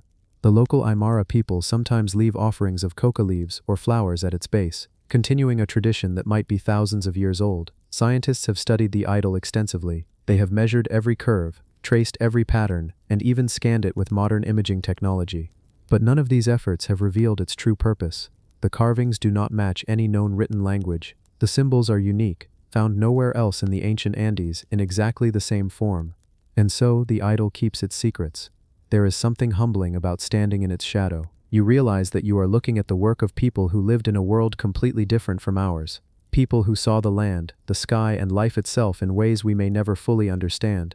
To them, stone was not just a building material, it was eternal, a medium through which they could speak to the gods and to the future. The massive stone idol of Tiwanaku is more than just an artifact. It is a silent witness to a lost world, a reminder that human history is far deeper and more complex than we often imagine. It tells us that there were civilizations capable of incredible artistry and engineering long before the ones we usually celebrate in our history books. And perhaps most importantly, it reminds us that not all mysteries are meant to be solved. Some are meant to inspire wonder, to keep us asking questions, to keep us looking up at the stars and down at the stones beneath our feet, imagining the lives and beliefs of those who came before. If you close your eyes and listen to the wind that sweeps across the Altiplano, you might almost hear them, the voices of the Tiwanaku people, echoing across the centuries. You might hear the chants of ceremonies long forgotten, the footsteps of pilgrims who once walked this sacred ground. And when you open your eyes again, the massive stone idol will still be there, watching silently, as it has for over 1,000 years, and perhaps as it will for 1,000 more. The giant stone sundial of Chanquillo. If you ever find yourself wandering across the endless deserts of coastal Peru, there is a place where the wind seems to carry the whispers of something far older than memory, a place where the horizon hides not just sand and rock, but the remnants of a mind that once understood the sun in ways we are still trying to grasp. This is Chanquillo, a vast silent ruin, crowned by 13 great stone towers, standing in a perfect line against the sky. And somewhere within this lonely fortress of time lies what many call the world's oldest known solar observatory, a giant stone sundial, carved into the bones of the earth itself. Imagine arriving here at dawn. The air is cool, the sand still holding the chill of night. And there, stretched across a ridge, these ancient towers rise in a gentle curve, each one positioned with deliberate precision. They are not merely walls or markers, they are instruments, crafted not for war, not for shelter, but for the heavens. When the first light of the sun breaks over the horizon, it threads itself between these towers, marking the days, the seasons, and perhaps the very rhythm of life, for a civilization that has long since disappeared. The story of Chanquillo begins over 2,300 years ago, in a time before the Incas, before written history in this part of the world. Archaeologists believe this site was constructed around 300 BCE, by a people whose name we do not even know. All we have are their stones, their patterns, their silent mathematics, etched into the desert. The towers themselves are between 2 and 6 meters tall, each placed in such a way that if you stood at one of 2 observation points, one to the west and one to the east, you could watch the sun rise and set behind a different tower each day of the year. In essence, this was a calendar carved into the landscape. Think about that for a moment. Long before mechanical clocks, before paper calendars, before even the concept of hours and minutes, there were people here who understood the slow, predictable heartbeat of the sun. They built something so precise that it still works today. Stand where they stood, and you will see exactly what they saw, thousands of years later. That's not just architecture, that's a conversation across time. But here's the part that deepens the mystery. Why? Why did they need to know the sun's position so exactly? Was it for farming, to mark the seasons of planting and harvest? Was it for religious ceremonies, aligning their rituals with the turning of the year? Or was it something even deeper, an understanding of cosmic cycles, a desire to keep time not just for survival, but for meaning? Chanquillo's other structures only add to the questions. There are fortified walls, suggesting the people who built it also feared attack. There are rooms and stairways, built with the same stone that now lies weathered under the relentless desert sun. Some think this was not just an observatory, but also a ceremonial center, maybe even a seat of power. Whoever controlled the calendar, after all, would have controlled the rhythms of the people's lives. Knowing when the rains might come, when the solstice would arrive, that was knowledge worth guarding. And yet, the people who built Chankillo are gone. No records, no inscriptions, no stories passed down to tell us their name. The desert took it all. All that remains are these towers, like the spine of some ancient creature, stretching across the ridge in silent alignment with the sky. Archaeologists have spent decades piecing together the truth of Chankillo. They've measured the angles, studied the stones, recreated the paths of the sun as it moves across the horizon. They know now that from the western observation point, you can see the entire solar year unfold, beginning at the December solstice, when the sun rises at the southernmost point, and ending at the June solstice, when it rises at the northernmost point. The towers track the sun's movement day by day, a slow dance that only the patient and observant could follow. It's humbling to think that this desert, which feels so empty now, was once alive with people who stood here, day after day, season after season, marking time in a way we have almost forgotten. They didn't just look at the sky, they built with it. Standing in Chankillo today is strange. The wind pushes through the gaps in the towers, making a soft whistling sound. The sun still climbs in its ancient path, casting shadows just as it did over 2,000 years ago, and you realize, these stones are still keeping time. The clock never stopped. The people are gone, but their timekeeper lives on, and maybe that is the greatest mystery of Chankillo. Not just that it is old, or that it is precise, but that it is still speaking to us. The question is, are we still listening? Because the truth is, Chankillo doesn't just measure time, it measures patience, it measures observation, it measures the human desire to reach beyond the here and now, to understand the vast cycles that govern our existence. It is a reminder that long before our machines, long before our satellites, we were already watching the sky and learning. And perhaps, as the sun dips behind the towers, as the desert turns gold and the shadows stretch long, we might begin to understand a little of what they felt here, a connection, not just to the earth beneath their feet, but to the endless sky above. The giant stone footprint of Thailand. Somewhere in the quiet hills of Thailand, hidden away from the noise of the modern world, lies a single impression carved into the surface of stone, a footprint so vast, so perfectly shaped, that it stirs the imagination before one even stands beside it. The locals call it Phra Phutabat, the Buddha's footprint, but when you step closer, the reality becomes stranger. This is not a random hollow in the rock. This is a form with 5 clear toes, a gently arched instep, and a heel that sinks deeper into the stone, as though some unimaginable weight once pressed upon it. You first see it from above, approaching along a shaded path lined with tropical trees, the air heavy with the scent of leaves warmed by the sun. It doesn't seem possible that a footprint could be this large, longer than a grown man's height, wider than a doorframe, and yet here it is, immovable, unmoving, a frozen gesture in the language of stone. You stand there in silence, and the mind begins to wander. Was this truly the mark of a god, as legend says? Or was it the step of a giant, a being whose scale dwarfs anything we have ever known? The official explanation, of course, is wrapped in layers of religious tradition. Pilgrims believe the print was left by the Buddha himself, pressed into stone as a blessing to the people. Gold leaf, pressed by the faithful, glints along its edges. But if you look past the surface reverence, questions begin to creep in. This is not carved flat into a slab. The depth, the contours, they do not follow the easy, shallow grooves of human chiseling. The toes curve downward into the rock, as though whatever made it had truly stepped here, transferring weight into solid stone. Imagine the moment, if it were real. The sound of that step would have rolled like distant thunder, dust rising in a slow spiral, the ground trembling, birds scattering in a sudden rush of wings. That much force, could it have been done by any living creature of flesh and bone? Or are we looking at the echo of something else, something older than even the first human settlements here? Archaeologists have studied the footprint, measured it, photographed it, debated it. Many quietly agree it bears an uncanny realism. Yet the question remains, why would ancient craftsmen, if they made it, choose such perfect proportion for something no human could fill? In the soft light of morning, when mist curls across the surrounding hills, the footprint almost seems to rise from the rock, its edges catching the gold glow of the sun. It becomes less a religious symbol and more a silent riddle. And here's the strange thing. Giant footprints appear in myths all around the world, from South Africa's Mpuluzi to the volcanic stones of Sri Lanka, from granite boulders in the Pacific Islands to sandstone cliffs in North America. Impressions of massive feet have been found, all carrying similar proportions. Is this coincidence? Or are these sites linked by some forgotten truth, a memory that humanity carries, but has long since buried under stories and symbolism?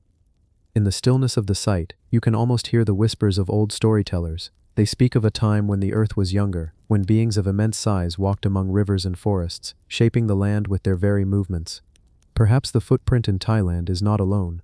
Perhaps it is part of a pattern, markers left in stone, scattered across continents, pointing to an age before our own. You crouch by the heel, running your hand along the weathered grooves. The surface is smooth in some places, but the edges remain sharp enough to trace each toe. If this were carved, it was carved with an understanding of anatomy and proportion that rivals modern sculpture. But if it were pressed, then we are looking at something far beyond the limits of our known history. How much force does it take to press an impression, a full hand's depth into solid rock? Tens of thousands of pounds? More? It is the kind of question that has no comfortable answer.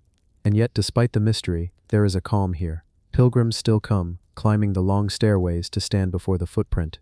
They press offerings into its edges, light incense, and bow their heads. For them it is not about giants or lost civilizations, it is about connection. To the past, to the sacred, to the feeling that some moments in history are bigger than any one human life. But for the seeker, for the one who stands in the quiet and lets the mind drift, this place feels like a door, not a door you can open with your hands, but one you can open with your thoughts. What lies beyond it may be myth, or it may be memory, and that is the heart of the mystery. We cannot know for certain. We can only stand here, listening to the silence, letting the wind carry questions across the hills. Perhaps in the deep past, there were indeed giants who left their marks not only in stone but in the stories of every culture they touched. Perhaps this footprint is one of the last hints of their passage, a single step frozen in time, waiting for someone to notice. Or perhaps it is a symbol created by ancient hands to remind us that there are forces in the universe far larger than ourselves. The stone does not answer, it only holds the shape, and as you step back, the sheer size once again overwhelms you. This is no ordinary place, this is a riddle you can stand inside.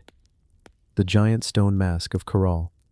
If you were to wander deep into the coastal valleys of Peru, following the meandering Supe River as it snakes between arid hills and stretches of green farmland, you might eventually find yourself in the shadow of one of the oldest known cities in the Americas, Caral. Caral is a place that feels frozen in time. The wind that passes over its pyramids seems to carry whispers from a world that existed thousands of years before the Inca, before Machu Picchu, before even the first stones of Egypt's great monuments were laid. And somewhere among its ruins, amid the remains of ceremonial plazas and ancient staircases, lies an artifact so unusual that it feels almost out of place: a giant stone mask. This mask is not a delicate ornament. It is not something a person could easily wear for a festival or ritual. It is carved from a single block of stone, heavy, unyielding, and undeniably imposing. Standing before it, one is struck not just by its size, but by its presence. The strange, hollow eyes, the rigid mouth, the broad, almost human-like features frozen in eternal stillness. The mask measures far larger than any human face. Its proportions suggest it was never meant to be worn. Instead, it seems to have been created for a different purpose, perhaps to watch, to guard, or to represent something greater than a single person. It is the kind of object that makes you pause and wonder, who made this and why? Archaeologists who study Caral place the city's height between 2600 and 2000 BCE. That means this mask could be over 4,000 years old. It belongs to a time before writing in this part of the world, before metal tools, before contact with any other major civilizations across oceans. And yet, here it is, a work of art, a piece of ceremonial craft that shows precision and symbolism. Its discovery raises more questions than answers. Was it the face of a god? Was it meant to embody the spirit of the city itself? Or could it have been part of a much larger sculpture, a fragment of some colossal figure that once stood above the plaza? Some researchers suggest that it might have been placed in a sacred space, possibly as an offering or as a representation of an ancestor. In Caral, music, ritual, and symbolic objects played a central role in community life. Archaeologists have found flutes made from condor bones and drums fashioned from the skins of wild animals. The mask might have been part of such a ceremonial tradition, a silent participant in gatherings, a symbol staring out across the crowd as prayers and chants echoed through the city. Standing in Caral today, the landscape feels both empty and full. The structures are weathered, their once sharp edges softened by time. The air is dry, carrying the scent of dust and sun-baked earth. You can almost imagine the people who once lived here: builders, farmers, artisans, gathering in the plazas, carrying offerings, watching the sun set behind the surrounding hills. The mask in its time would have looked down on these scenes, its stone face unmoving as centuries slipped past.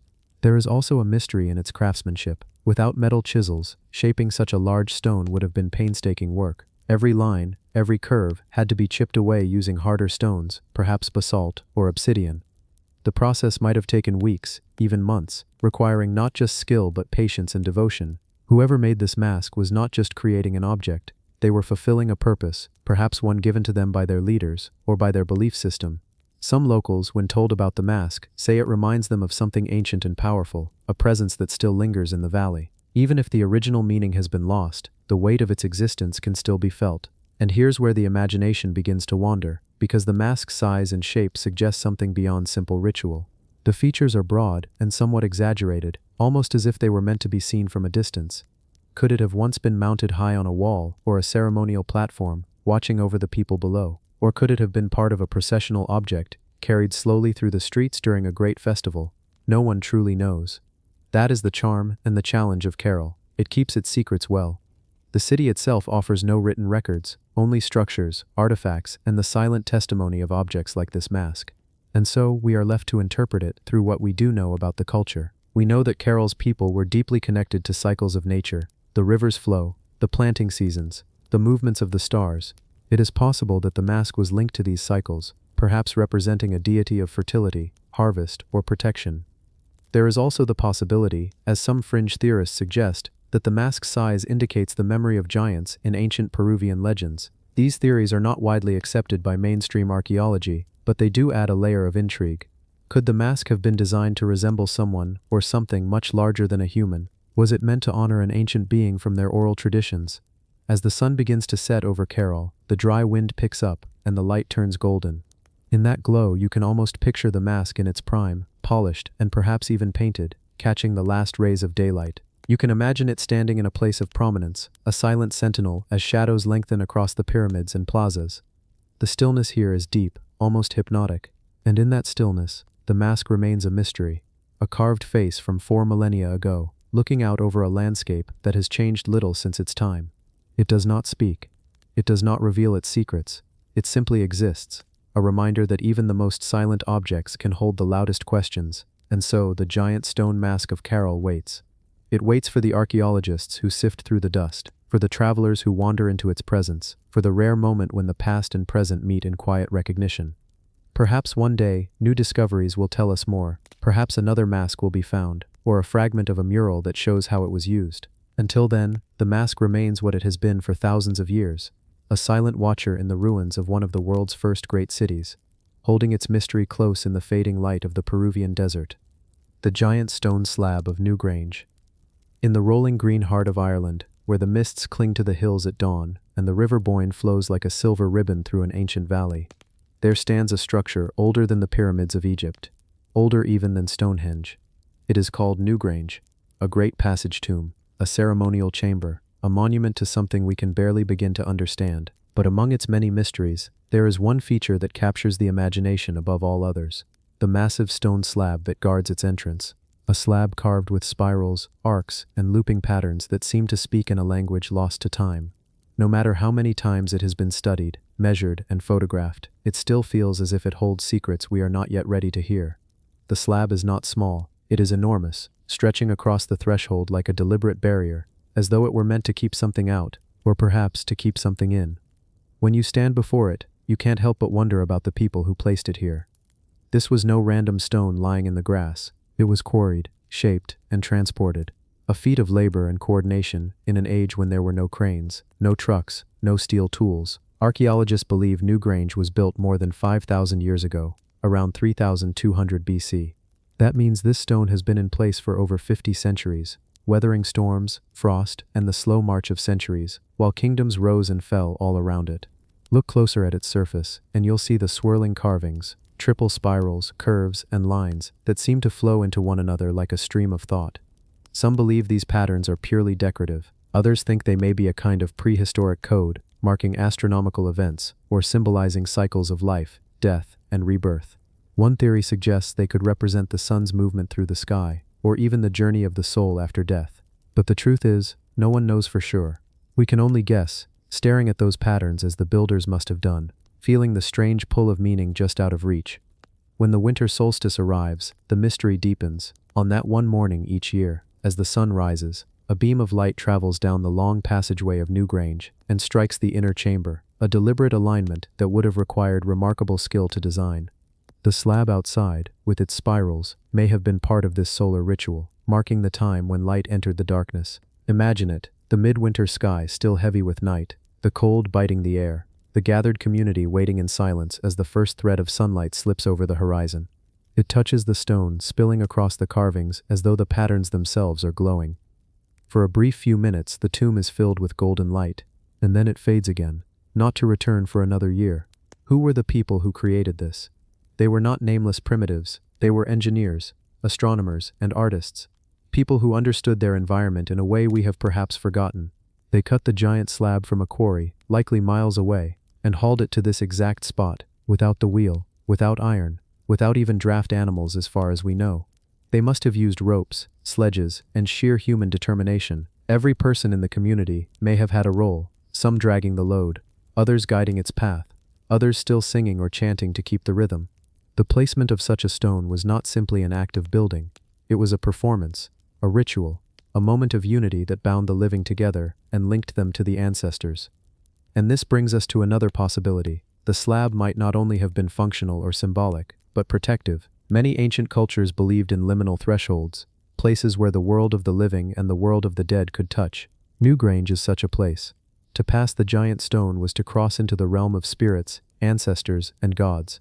The carvings may have been a kind of spiritual seal, a warning to whatever forces lay beyond, or a sign to those entering that they were now stepping into sacred ground. Even today, standing before it, you might feel that strange sensation, as if the air is heavier, the sounds quieter, as though the past itself is listening. The stone's survival is remarkable. Think of all it has seen. It has weathered ice and rain, centuries of neglect, even periods when Newgrange was forgotten entirely and buried under earth. Farmers once grazed sheep on the mound above, unaware that beneath their feet lay one of the greatest prehistoric monuments in the world. When the tomb was rediscovered in the late 17th century, the slab came into view again, puzzling those early explorers just as it puzzles us today. They could measure its size and weight, they could copy its carvings, but they could not explain the why. And perhaps that is the point. Some things are meant to remain mysterious, so that every generation can approach them fresh, with their own sense of wonder. If you were to visit today, you might arrive early, when the morning mist still curls around the hills. The slab will be there, cold under your fingertips, its grooves smooth from centuries of wind and rain. The spirals will twist under your gaze until you feel you're being drawn into them, as if the stone wants to tell you something but can only speak in images. And you might think about the people who stood here before you, thousands upon thousands of them, each seeing the same patterns, each wondering the same questions. Time collapses in moments like that. You and they are looking at the same thing, in the same place, across a gulf of 5,000 years. Some say the carvings are a map, others say they are a prayer. A few believe they are something else entirely. Not a message to us, but a message to whatever lies beyond the human world. Whatever the truth, the slab stands as a silent witness, a threshold, a guardian, and perhaps that's all it needs to be.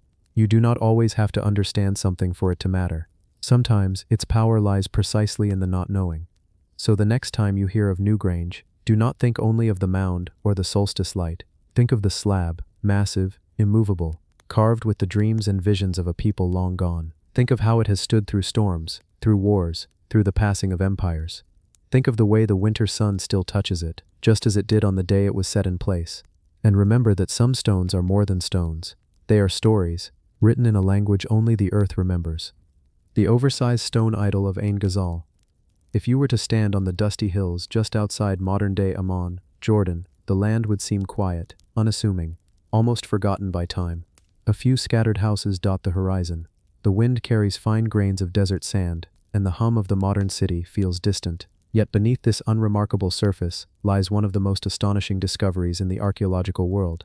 Something that has puzzled historians, challenged our understanding of early civilizations, and whispered of a time when human beings first began shaping their beliefs into tangible form.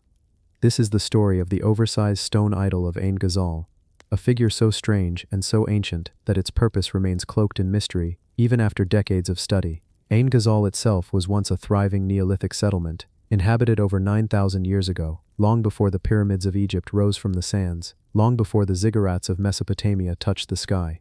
The people here were among the earliest known farmers. They cultivated wheat and barley, herded goats, and built their homes from packed mud. Life was hard, but organized. the settlement sprawling over many acres, making it one of the largest known communities of its time. But within this seemingly ordinary community, archaeologists uncovered something extraordinary. Massive, human-like figures crafted from stone and plaster, some of them towering in a way that felt completely out of place for such an early point in human history. The idol at the heart of this mystery was unlike anything else found in the region.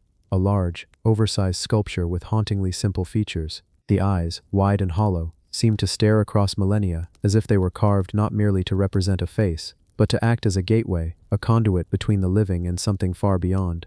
When the idol was first unearthed in the early 1980s, it stunned the team working on the site.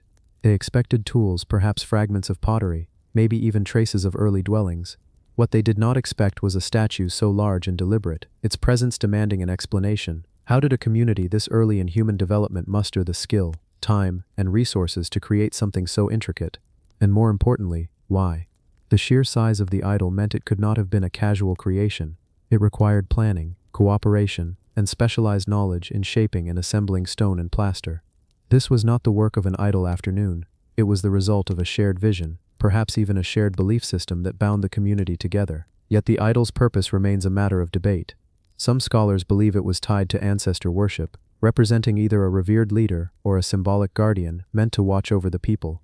Others think it might have been linked to seasonal rituals, perhaps an embodiment of fertility, harvest, or the cycles of life and death. There is even speculation that the figure might represent a deity, an early attempt by humans to give form to the unseen powers they believed shaped their world. What is equally intriguing is the condition in which the idol was found. Many of the large statues at Ain Ghazal were deliberately buried, as if their creators had performed a ritual to retire them from use. Some were broken before burial, while others were left intact. This act of careful concealment suggests they were not simply abandoned when they were no longer needed, they were put to rest. Such behavior hints at a deep spiritual or symbolic connection, as though the people of Ain Ghazal viewed these creations as more than mere stone and plaster. They may have seen them as living participants in their cultural life, worthy of ceremony even in their death. The oversized idol itself, when you stand before it in a museum today, has an undeniable presence. It is both primitive and strangely modern in its minimalism. Broad shapes, simple lines, and eyes that seem to follow you no matter where you move. You can't help but imagine what it must have been like for those Neolithic villagers to stand before it, thousands of years ago, perhaps during a ceremony under the open sky. The flicker of firelight casting shadows across its surface, making it seem alive. What makes this even more extraordinary is that Ain Ghazal is home to not just one, but dozens of such figures, ranging in size and detail. Together they represent one of the earliest known examples of large-scale human representation in art. Before this time, most human depictions were small, portable figurines, objects that could be held in the hand.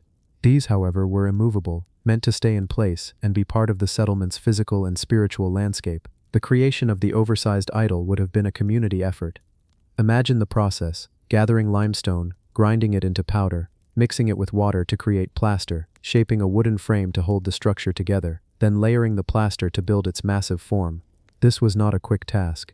It may have taken weeks or even months, and every stage would have required coordination. That kind of labor investment tells us the idol was important enough to the community to justify the effort, despite the daily demands of survival.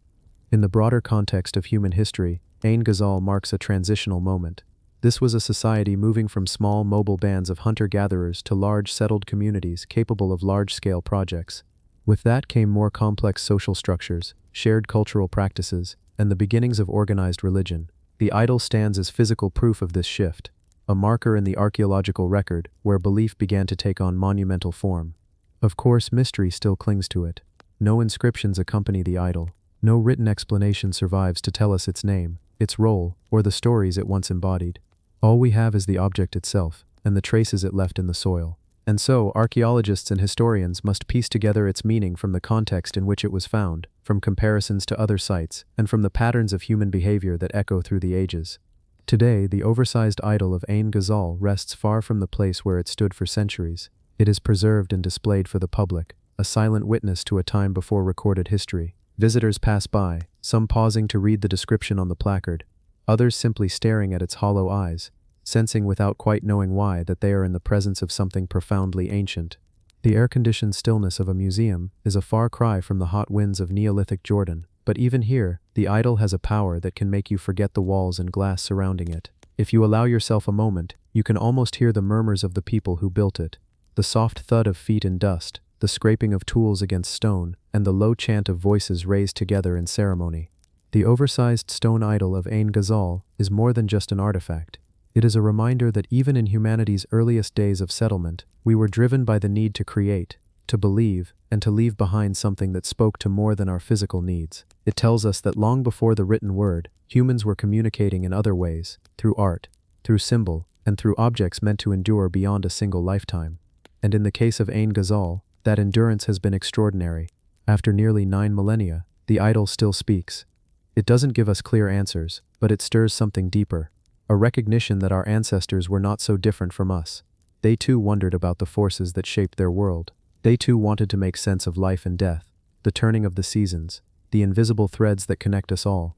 Standing before it, you realize the idol is not just a relic of a vanished culture. It is a bridge between then and now, between the known and the unknown, between the people who first shaped it and the countless generations who have looked upon it since. In its silent, unblinking gaze, it holds the questions that will likely never be answered, and perhaps that is why it continues to captivate. For in that mystery, we are reminded of the vastness of our own story, a story still being written, one layer of plaster at a time, across the long expanse of human history. The giant stone slab of Alaka Hoyuk. In the quiet heart of north-central Turkey, far from the hurried noise of modern roads and the restless movement of cities, lies a place where time seems to fold back upon itself. The air feels older here, as though it has carried the same wind for thousands of years, drifting across the same rolling hills, brushing over the same ancient stones. This is Alaka Hoyuk, a site that holds the remnants of one of Anatolia's earliest known civilizations, and among its most intriguing relics is a massive stone slab, weathered, carved, and silent, standing like a frozen witness to a world that once thrived and then vanished. At first glance, the slab might seem like just another block of ancient rock, but as you draw closer, something changes. Its size becomes imposing, its surface reveals patterns, and the faint outlines of figures, symbols, and forms begin to emerge from the weathered stone. It is as though the slab is not just an object, but a story, a message, set in place thousands of years ago by hands long turned to dust. And it raises questions. What was this for? Was it a marker, a memorial, a sacred gatepost? Or did it serve a function we cannot even begin to imagine? Archaeologists believe Alaka Hoyuk was once an important cultural and ceremonial center for the Hattans, and later the Hittites, two peoples separated by centuries, yet bound by this land. The site is dotted with monumental gates, impressive relief carvings, and elaborate burials that speak of both power and belief. But the stone slab stands apart. It is older than the Hittite lion gates, older than the massive city walls. It may even date back to the very first organized settlements in this region. When the morning light strikes it, you can see how carefully it was shaped. The edges are not haphazard but deliberate, suggesting a purpose. The carvings, though worn by thousands of years of sun and rain, hint at figures, tall, elongated shapes, perhaps humans, perhaps deities. Some scholars think the slab might have been part of a pair, standing like sentinels at the entrance to a sacred precinct. Others suggest it could have been a freestanding monument, a boundary between the world of the living and the realm of the spirits. Standing before it, you can almost feel the weight of its presence, not just the literal tons of stone, but the intangible weight of meaning. It has outlived the builders, the rulers, the empires. It has stood through storms, earthquakes, wars, and the slow erosion of time. Its survival is not just remarkable, it is defiant. If you close your eyes here, you can almost hear the past, the soft shuffle of sandaled feet, the low murmur of ritual prayers, the clink of bronze tools as artisans carved symbols into the fresh stone.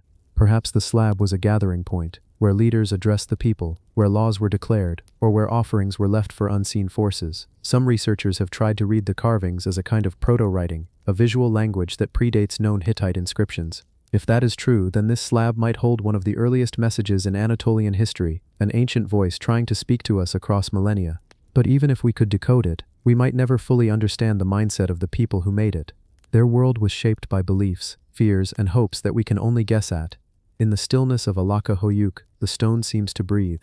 It is not the breathing of life, but the slow, patient rhythm of something that endures. And this is where the lyrical quality of the landscape comes through, not in rhyme, but in a flow of continuity. The slab does not demand attention, it invites it. It does not shout its history, it whispers it, letting the curious lean in and the patient listen. When the moon rises over the site, the stone takes on an entirely different presence. Shadows slip into its carved grooves, and the faint outlines seem to come alive. The ancient figures, worn almost to nothing in the daylight, reappear in the silver glow of night. Perhaps long ago certain rituals took place only under moonlight, when the carvings seem to reawaken. The thought lingers, maybe this was part of its purpose, to bridge the day and the night, the mortal and the eternal. Even in the modern day, the people of the surrounding villages speak of Archeological with a certain quiet reverence. Some call it simply the old place. Others tell fragments of legends, half-remembered and passed down over generations. Stories of giants who once walked the land, of gates that led to other worlds, of stones that remember the names of those who touch them. The more you look, the more the slab defies simple categorization. It is part art, part architecture, part puzzle. Its surface is like a palimpsest, a layer of meaning written over older meanings, each one eroded but not erased.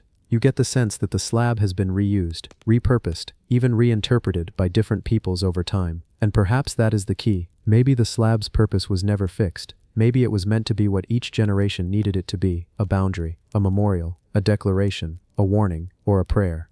In that sense, it is not just a relic, it is a living part of human adaptation and belief. As the hours pass and the sun begins to set behind the Anatolian hills, the stone takes on yet another transformation. The golden light of evening makes its surface glow, and for a moment you can imagine what it might have looked like when it was new, freshly cut, freshly carved, freshly placed in the ground by people whose voices have been lost to time.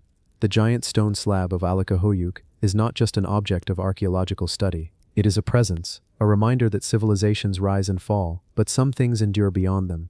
It stands not because it was meant to last forever, but because it was too deeply rooted in meaning to be forgotten. And as long as it stands, it will continue to catch the eyes of wanderers, researchers, and dreamers alike. It is here, in this quiet field in Turkey, that the past still leans forward, just enough for us to hear its faint, stone-carved whisper. The massive stone sarcophagus of Alexandria. Beneath the bustling streets of modern Alexandria, a city whose foundations are layered with the remnants of countless civilizations, lies a world that few ever see. Here, in the dim, stale air beneath the surface, the echoes of the ancient past are trapped in stone and dust. It was in such a place, in the summer of 2018, that archaeologists and construction workers stumbled upon something remarkable, something so heavy, so imposing, that even in the age of cranes and machines, it seemed to resist being moved. The find was a sarcophagus, but not just any sarcophagus. This one was massive, nearly 9 feet long, over 5 feet tall, and weighing close to 30 tons. Crafted entirely from black granite, it was unlike the ornate gilded coffins often imagined in stories of Egyptian burials. There were no inscriptions, no carved symbols, no clues on its exterior. It was simply a monolith of shadowy stone, sealed tight and waiting in the silence of the earth for over 2,000 years. Alexandria, founded by Alexander the Great in 331 BCE, has long been a city of buried secrets. The streets above are layered over ancient avenues, temples, and necropolises lost to time. Beneath its modern foundations lies the heritage of the Ptolemies, the Greeks who ruled after Alexander, and the echoes of Egyptian dynasties that predated them by centuries. But this sarcophagus was different. It was unusually large, even by the grand standards of pharaonic tombs, and its location buried deep in a district, not far from where ancient Alexandria once thrived, made its discovery even more curious. When it was first uncovered, speculation exploded. Some believed it might hold the remains of a noble of the Ptolemaic era. Others whispered about lost kings, generals, or even Alexander himself. And then there were the darker theories. Stories of cursed tombs, of ancient guardians, of objects sealed away for reasons better left undisturbed. The fact that the sarcophagus was made of black granite, a material often reserved for the most important and sacred of monuments, only added to the intrigue. Yet for all its mystery, opening it was not simple. Granite of that size and density resists even modern tools, and the sarcophagus was sealed with a thick layer of mortar. The team in charge knew that forcing it open carelessly risked damaging both the stone and whatever might be inside. They also had to consider the weight. 30 tons of granite doesn't just lift away without careful preparation. As the lid was finally pried open, the world watched. News outlets across the globe carried the story. In the cool gloom beneath the city, the heavy granite shifted with a groan of stone against stone, revealing a gap of shadow and stale air that had not been touched since antiquity. The moment should have been one of revelation, of ancient treasure, of priceless artifacts, or perhaps a pristine royal mummy, but what emerged was far from the golden light of Hollywood fantasies. Inside, the sarcophagus was filled not with carefully wrapped remains, but with a dark, foul-smelling liquid. 3 skeletons floated within it, their bones stained by the strange mixture. Later analysis suggested the liquid was a combination of sewage water that had seeped in over centuries, mixed with the decayed remains of the bodies and the residue of the coffin's interior. It was a strange, unsettling sight, far removed from the image of golden death masks and painted sarcophagi. The 3 individuals inside were identified as soldiers, likely from the Ptolemaic or early Roman period. The state of their remains indicated that they had been buried together, possibly as part of a military burial. Why such a massive, high-quality sarcophagus was used for them remains unclear. Were they honored warriors of exceptional status? Was this coffin repurposed from an earlier burial for their use? Or was there some symbolic significance to placing them together in such a colossal tomb? There were no inscriptions to tell their story, no accompanying artifacts to hint at their lives or deaths. This absence of information is perhaps the most haunting part of the discovery.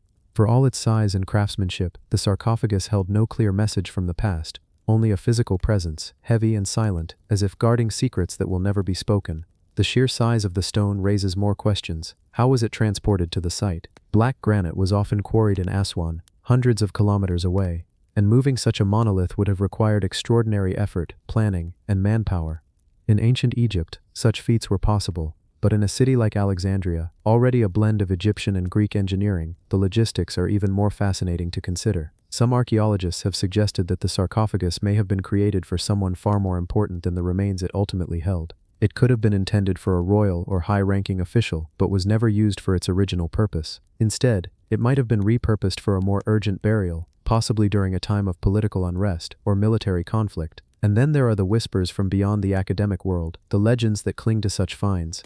When news first broke of the sarcophagus, internet rumors swirled about curses, about ancient plagues waiting to be unleashed if the stone was disturbed. Some even joked about leaving it sealed for fear of awakening something best left in the dark. When the liquid and skeletons were revealed, the public's fascination deepened. People imagined strange rituals, secret burials, or even forgotten experiments of the ancient world. Of course, to the scientific mind, the sarcophagus is an archaeological puzzle, one that provides a rare glimpse into the funerary practices of Alexandria's early centuries. But to the storyteller in all of us, it's something more. It is the image of a sealed, black monolith beneath a living city. It is the knowledge that even in a world where satellites scan the Earth and databases track history, there are still places where the past waits silently, wrapped in mystery. In the end, the massive stone sarcophagus of Alexandria remains both explained and unexplained. We know what it contained, but not why it was made the way it was, nor for whom it was originally intended. Its size alone speaks of ambition and effort far beyond the ordinary. Its plain, unmarked surface seems to defy the need for commemoration, as if the presence of the stone itself was enough to declare importance.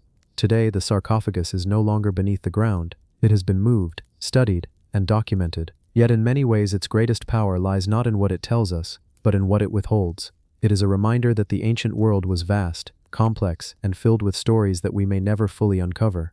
And as long as such mysteries remain, there will always be a quiet pull toward the shadowed corners of history, toward the places where something massive and silent waits, its secrets sealed away in stone. The giant stone idol of Copan.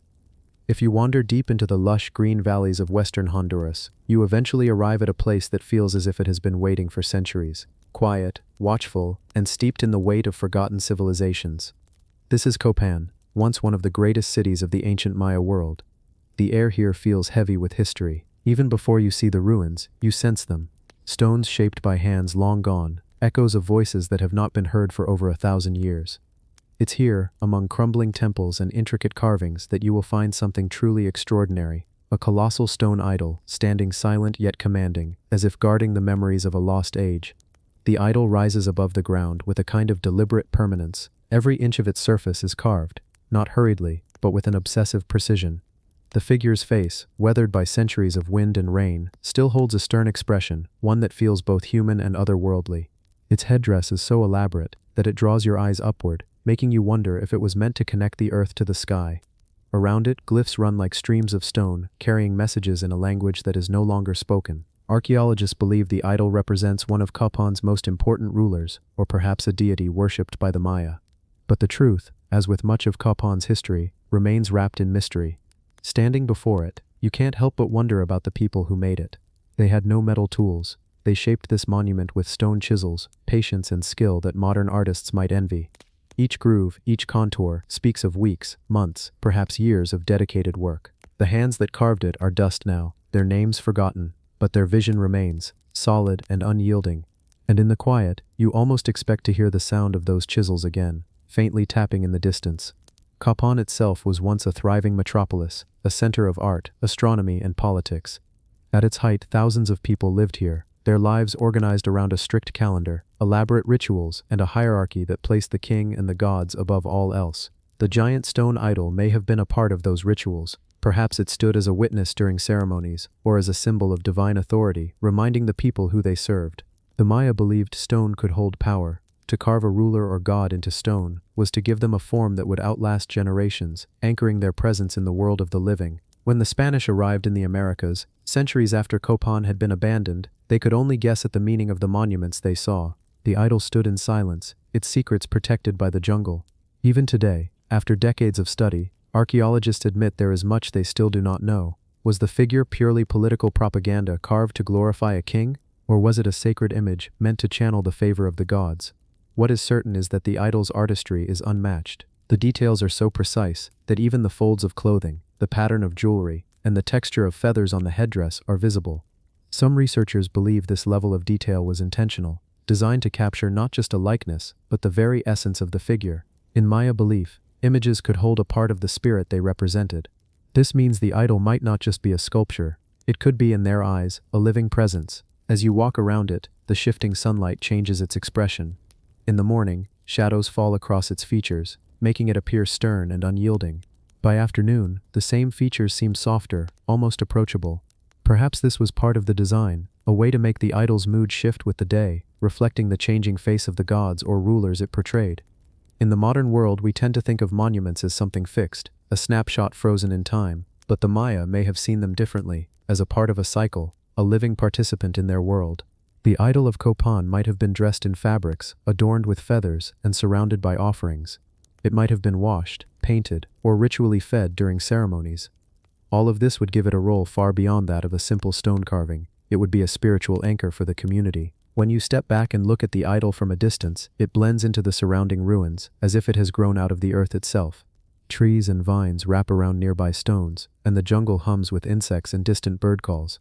You can imagine the city as it once was, full of color, music, and the scent of incense. You can almost hear the footsteps of priests approaching, their chants echoing through the courtyards. Time has been both cruel and kind to the idol. The rains have worn down its edges, yet the main features remain. Its endurance is a reminder of how the Maya saw their relationship with time, not as a straight line, but as a repeating cycle. Kings rose and fell, cities flourished and faded, but the monuments remained to witness the turning of the ages. Today, visitors from around the world come to Copan to stand in the shadow of this ancient figure. Some see it as art, others as history, and still others feel something they cannot name, a quiet, almost spiritual presence. And perhaps that is the idol's greatest accomplishment. Across centuries and cultures, it still speaks, though not in words.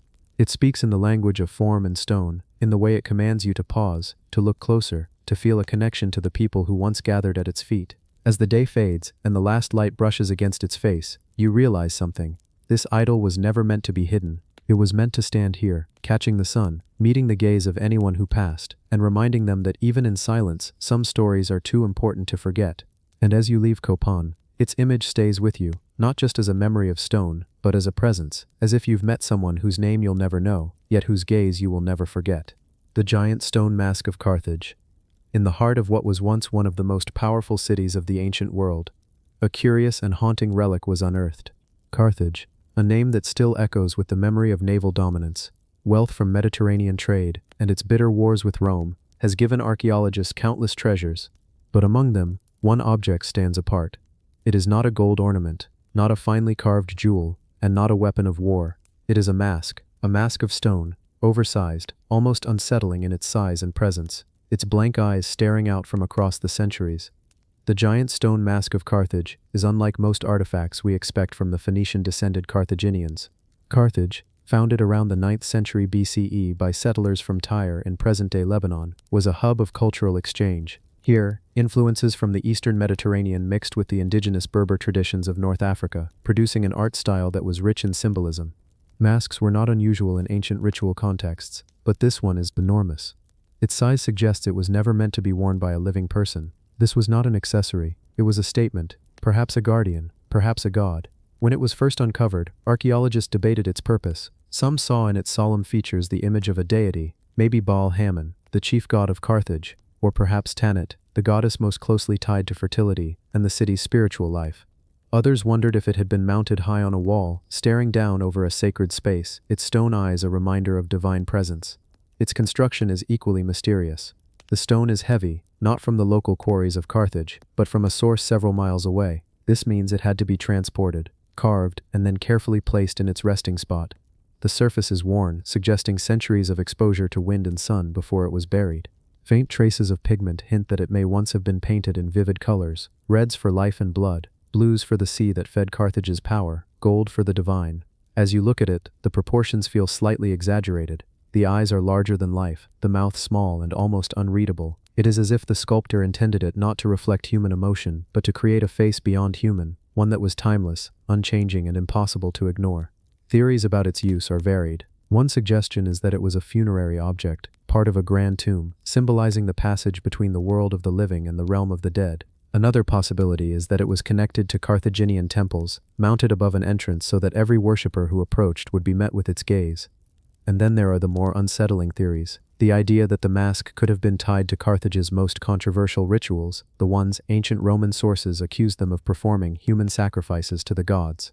These accusations may have been exaggerated by Rome to justify their destruction of Carthage, but if there was any truth to them, a mask like this could have been a silent witness. The mask's oversized scale gives it an aura of dominance. It is not a friendly face. Its very stillness feels heavy, as if it remembers more than it should. Standing before it, you can imagine the sounds of Carthage, the bustle of the harbor, the creak of ships, the calls of traders from every corner of the Mediterranean, and then deeper in the city, the quiet of the temple courts where this mask may have once loomed. If it was a guardian, what did it protect? Was it watching over treasures, over the sacred fires that burned in honor of the gods? Or was it meant to protect the people, keeping away misfortune and ill spirits? In many ancient cultures, masks of exaggerated size were believed to have power, not just symbolic power, but real spiritual force. They could frighten away the unseen, channel the presence of divine beings, and serve as a bridge between realms. The Phoenician artistic style from which Carthage inherited much, often combined realism with abstraction. The oversized eyes may represent perception beyond mortal limits, the ability to see into the future, or into the heart of those who approached. The mouth, almost absent of expression, could signal silence, secrecy, and the sacred mysteries that were not meant to be spoken aloud. Over 2 millennia have passed since Carthage's fall in 1406 BCE. The Romans burned the city to the ground, sowed its fields with salt according to legend, and tried to erase it from history. But they could not erase everything. Stone survives. The mask survived. Buried beneath layers of rubble and time, it lay hidden until archaeologists, centuries later, uncovered it again. Its face has not changed. Its expression is as it was the day it was carved, untouched by the rise and fall of empires. Even now, in the quiet of the museum, the giant stone mask of Carthage seems to hold its own atmosphere. Visitors sometimes pause longer than they expect, drawn into its gaze. It is not beauty that holds them, it is presence. You can feel it when you stand before it. A subtle weight in the air, as though the stone remembers. Perhaps that is the real mystery. We can speculate about its purpose, its meaning, and its place in the life of ancient Carthage. We can match it to known gods, compare it to other masks found in Phoenician colonies, and trace the stone to its quarry. But we cannot know the moments it witnessed. We cannot know the prayers spoken beneath it, the rituals it oversaw, the lives it marked. It is a face without a voice, yet it speaks volumes. It reminds us that the ancient world was filled not only with practical objects, but with creations meant to connect with something greater, something beyond life itself. And so the mask remains, staring outward across the centuries, daring us to imagine what it once meant to those who stood before it. In the end, maybe its greatest power is this: it has survived to become part of our own story, pulling us into a conversation that began long before we were born, and will continue long after we are gone. The oversized stone mortar of Chavin. High in the Peruvian Andes, at an elevation where the air feels thin and the light sharpens every ridge and shadow, there stands an ancient ceremonial complex that has puzzled archaeologists for over a century. This is Chavin de Huantar, a site so old that it predates the Inca by more than 2,000 years. It is here, among its stone passageways and enigmatic carvings, that an extraordinary artifact rests, an object both humble in its shape and monumental in its implications. It is known as the oversized stone mortar of Chavin, and while at first glance it might seem like nothing more than a large vessel carved from rock, its true story, or rather the mystery surrounding it, runs far deeper. Imagine standing in one of the sunlit courtyards of Chavin, surrounded by massive stone walls inlaid with geometric carvings. The wind that sweeps through the valleys carries the scent of earth and high-altitude grasses, and somewhere nearby, the river Mosna flows over ancient stones just as it did thousands of years ago. In the midst of this, you come upon the mortar, its bowl-like form carved from a single block of stone, its surface weathered yet still bearing marks of deliberate shaping. It is far too large for any domestic purpose. No single person could have easily moved it. Its size alone sets it apart from any ordinary kitchen tool. In the ancient world, mortars and pestles were essential for grinding grains, seeds, and medicinal plants. But the sheer scale of the Chavin mortar challenges that understanding. It suggests that whatever was prepared here was meant for communal use, perhaps in massive ceremonies that brought together hundreds of people. Archaeologists have long debated what that purpose might have been. Some point to the known rituals of the Chavin culture, which often involved elaborate religious ceremonies, the use of hallucinogenic plants, and the presence of an elite priesthood that mediated between the people and their gods. In such a context, the oversized mortar could have been used to prepare sacred concoctions, perhaps drinks made from psychoactive seeds or plants, intended to induce visions and connect participants to the divine.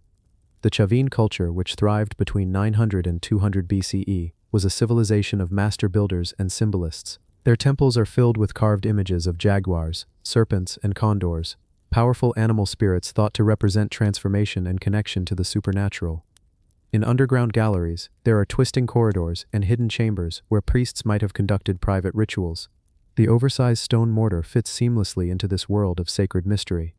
Its placement, not in an ordinary dwelling but within a ceremonial center, speaks volumes. One theory proposes that the mortar was part of a large-scale feasting tradition. Across many ancient cultures, communal meals were more than simple gatherings. They were political and spiritual events, cementing alliances and honoring the gods. Imagine hundreds of people gathered in the Chavin Plaza, the air thick with the smell of roasting maize and other offerings, while the mortar stood at the center, filled with a thick aromatic paste of ground seeds, herbs, or even coca leaves. In this view, the mortar was not just a tool, it was a symbol of unity, the focal point of shared experience. But there is another, more esoteric interpretation, one that draws from the Chavin's intricate iconography and known spiritual practices. Some researchers believe the mortar may have been used to prepare substances not meant for physical nourishment, but for spiritual journeys. The Chavin are known to have used the San Pedro cactus, a plant containing mescaline, in religious ceremonies. Its psychoactive properties would induce vivid visions, perhaps interpreted as messages from the gods. Grinding such a plant in an enormous communal mortar suggests not just personal transformation, but collective experience, a shared voyage into the spiritual realm. This idea gains weight when you consider the location of Chavin de Huantar itself. The site sits at the confluence of two rivers, a place often considered sacred in Andean cosmology.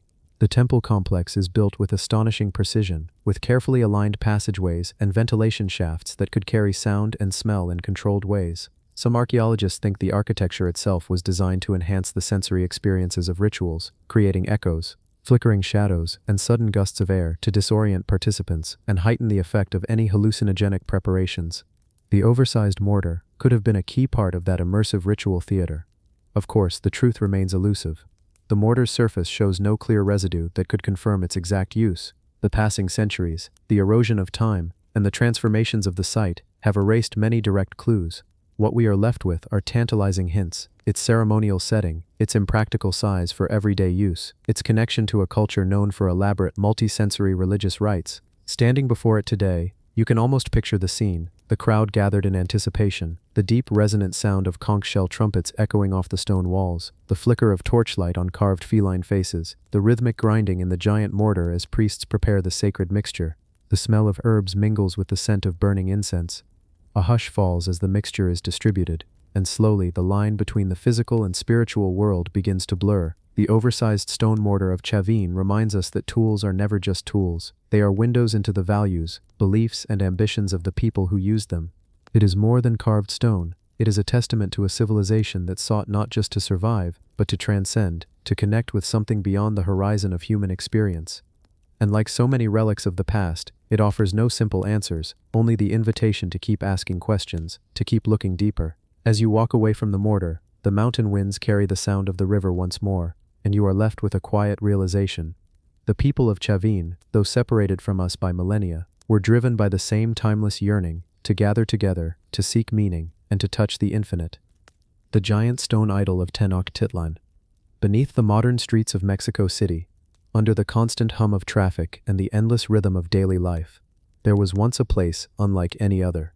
This was Tenochtitlan, the beating heart of the Aztec Empire, a city built upon the waters of Lake Texcoco. From the moment Spanish chroniclers first set foot here in the early 16th century, they wrote with disbelief at what they saw: floating gardens, broad causeways stretching like arms across the shimmering lake, towering temples that seemed to pierce the sky. And in the center of it all, hidden in the ceremonial core of the city, there stood a giant stone idol whose very presence shaped the beliefs, fears, and ambitions of an entire civilization. The idol was not just an object of worship, it was a physical manifestation of the Aztec worldview. Carved from a single massive block of volcanic stone, it rose from the temple platform with a weight and size that even today would be daunting to move.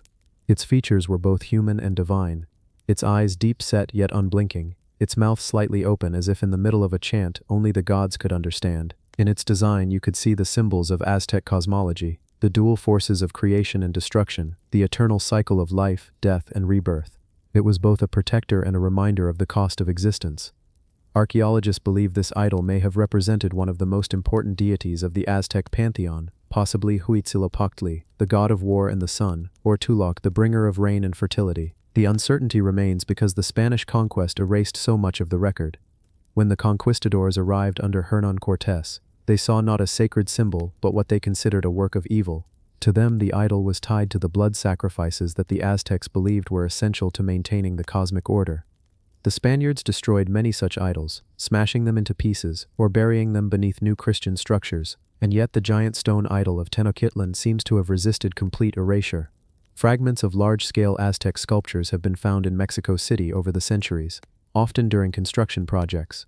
Workers digging foundations or laying water pipes have struck something solid, only to uncover the smooth, cold surface of volcanic rock.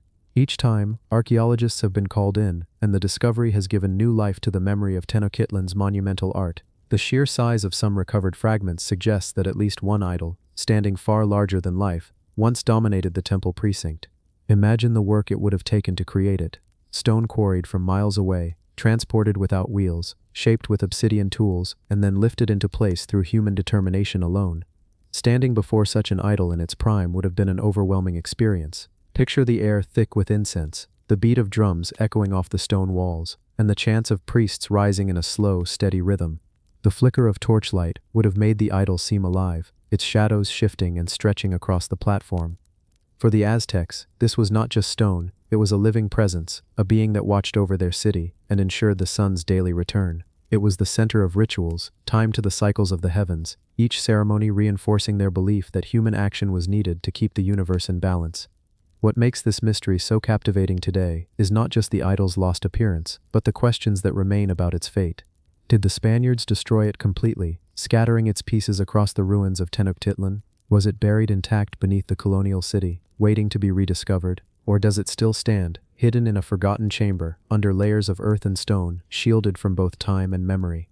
In 1790, the famous Aztec sunstone was found buried beneath the main square of Mexico City, proving that monumental works of the Aztec world can survive centuries underground. Could the giant stone idol be waiting for a similar rediscovery? The survival of such an object would not just be an archaeological triumph, it would be a profound reminder of how cultures endure despite conquest and erasure. The idol would speak to the resilience of the Aztec spirit, which persists even today in the traditions, language, and art of modern Mexico. It would also challenge us to reconsider the ways history has been told, often from the viewpoint of those who sought to destroy rather than preserve. Walking through the streets of Mexico City today, it's easy to forget that you are moving over the ruins of one of the most extraordinary cities ever built. The colonial facades and modern glass towers hide layers of history stacked like pages in a book that has never been fully read. Somewhere beneath, perhaps under a busy intersection or a quiet courtyard, the giant stone idol may still stand, silent but unbroken, waiting for the moment when the earth once again reveals what it has kept secret for centuries. And if that moment comes, when archaeologists brush away the last grains of soil and the face of the idol emerges into the sunlight for the first time in hundreds of years, it will not just be a discovery, it will be a reunion, a reconnection between the present and a world that, though long gone, still shapes the identity of millions. The giant stone idol of Tenochtitlan, whether lost or simply hidden, continues to hold its place in the imagination, reminding us that some mysteries endure not because we lack the means to solve them, but because they are meant to keep us looking, searching, and wondering.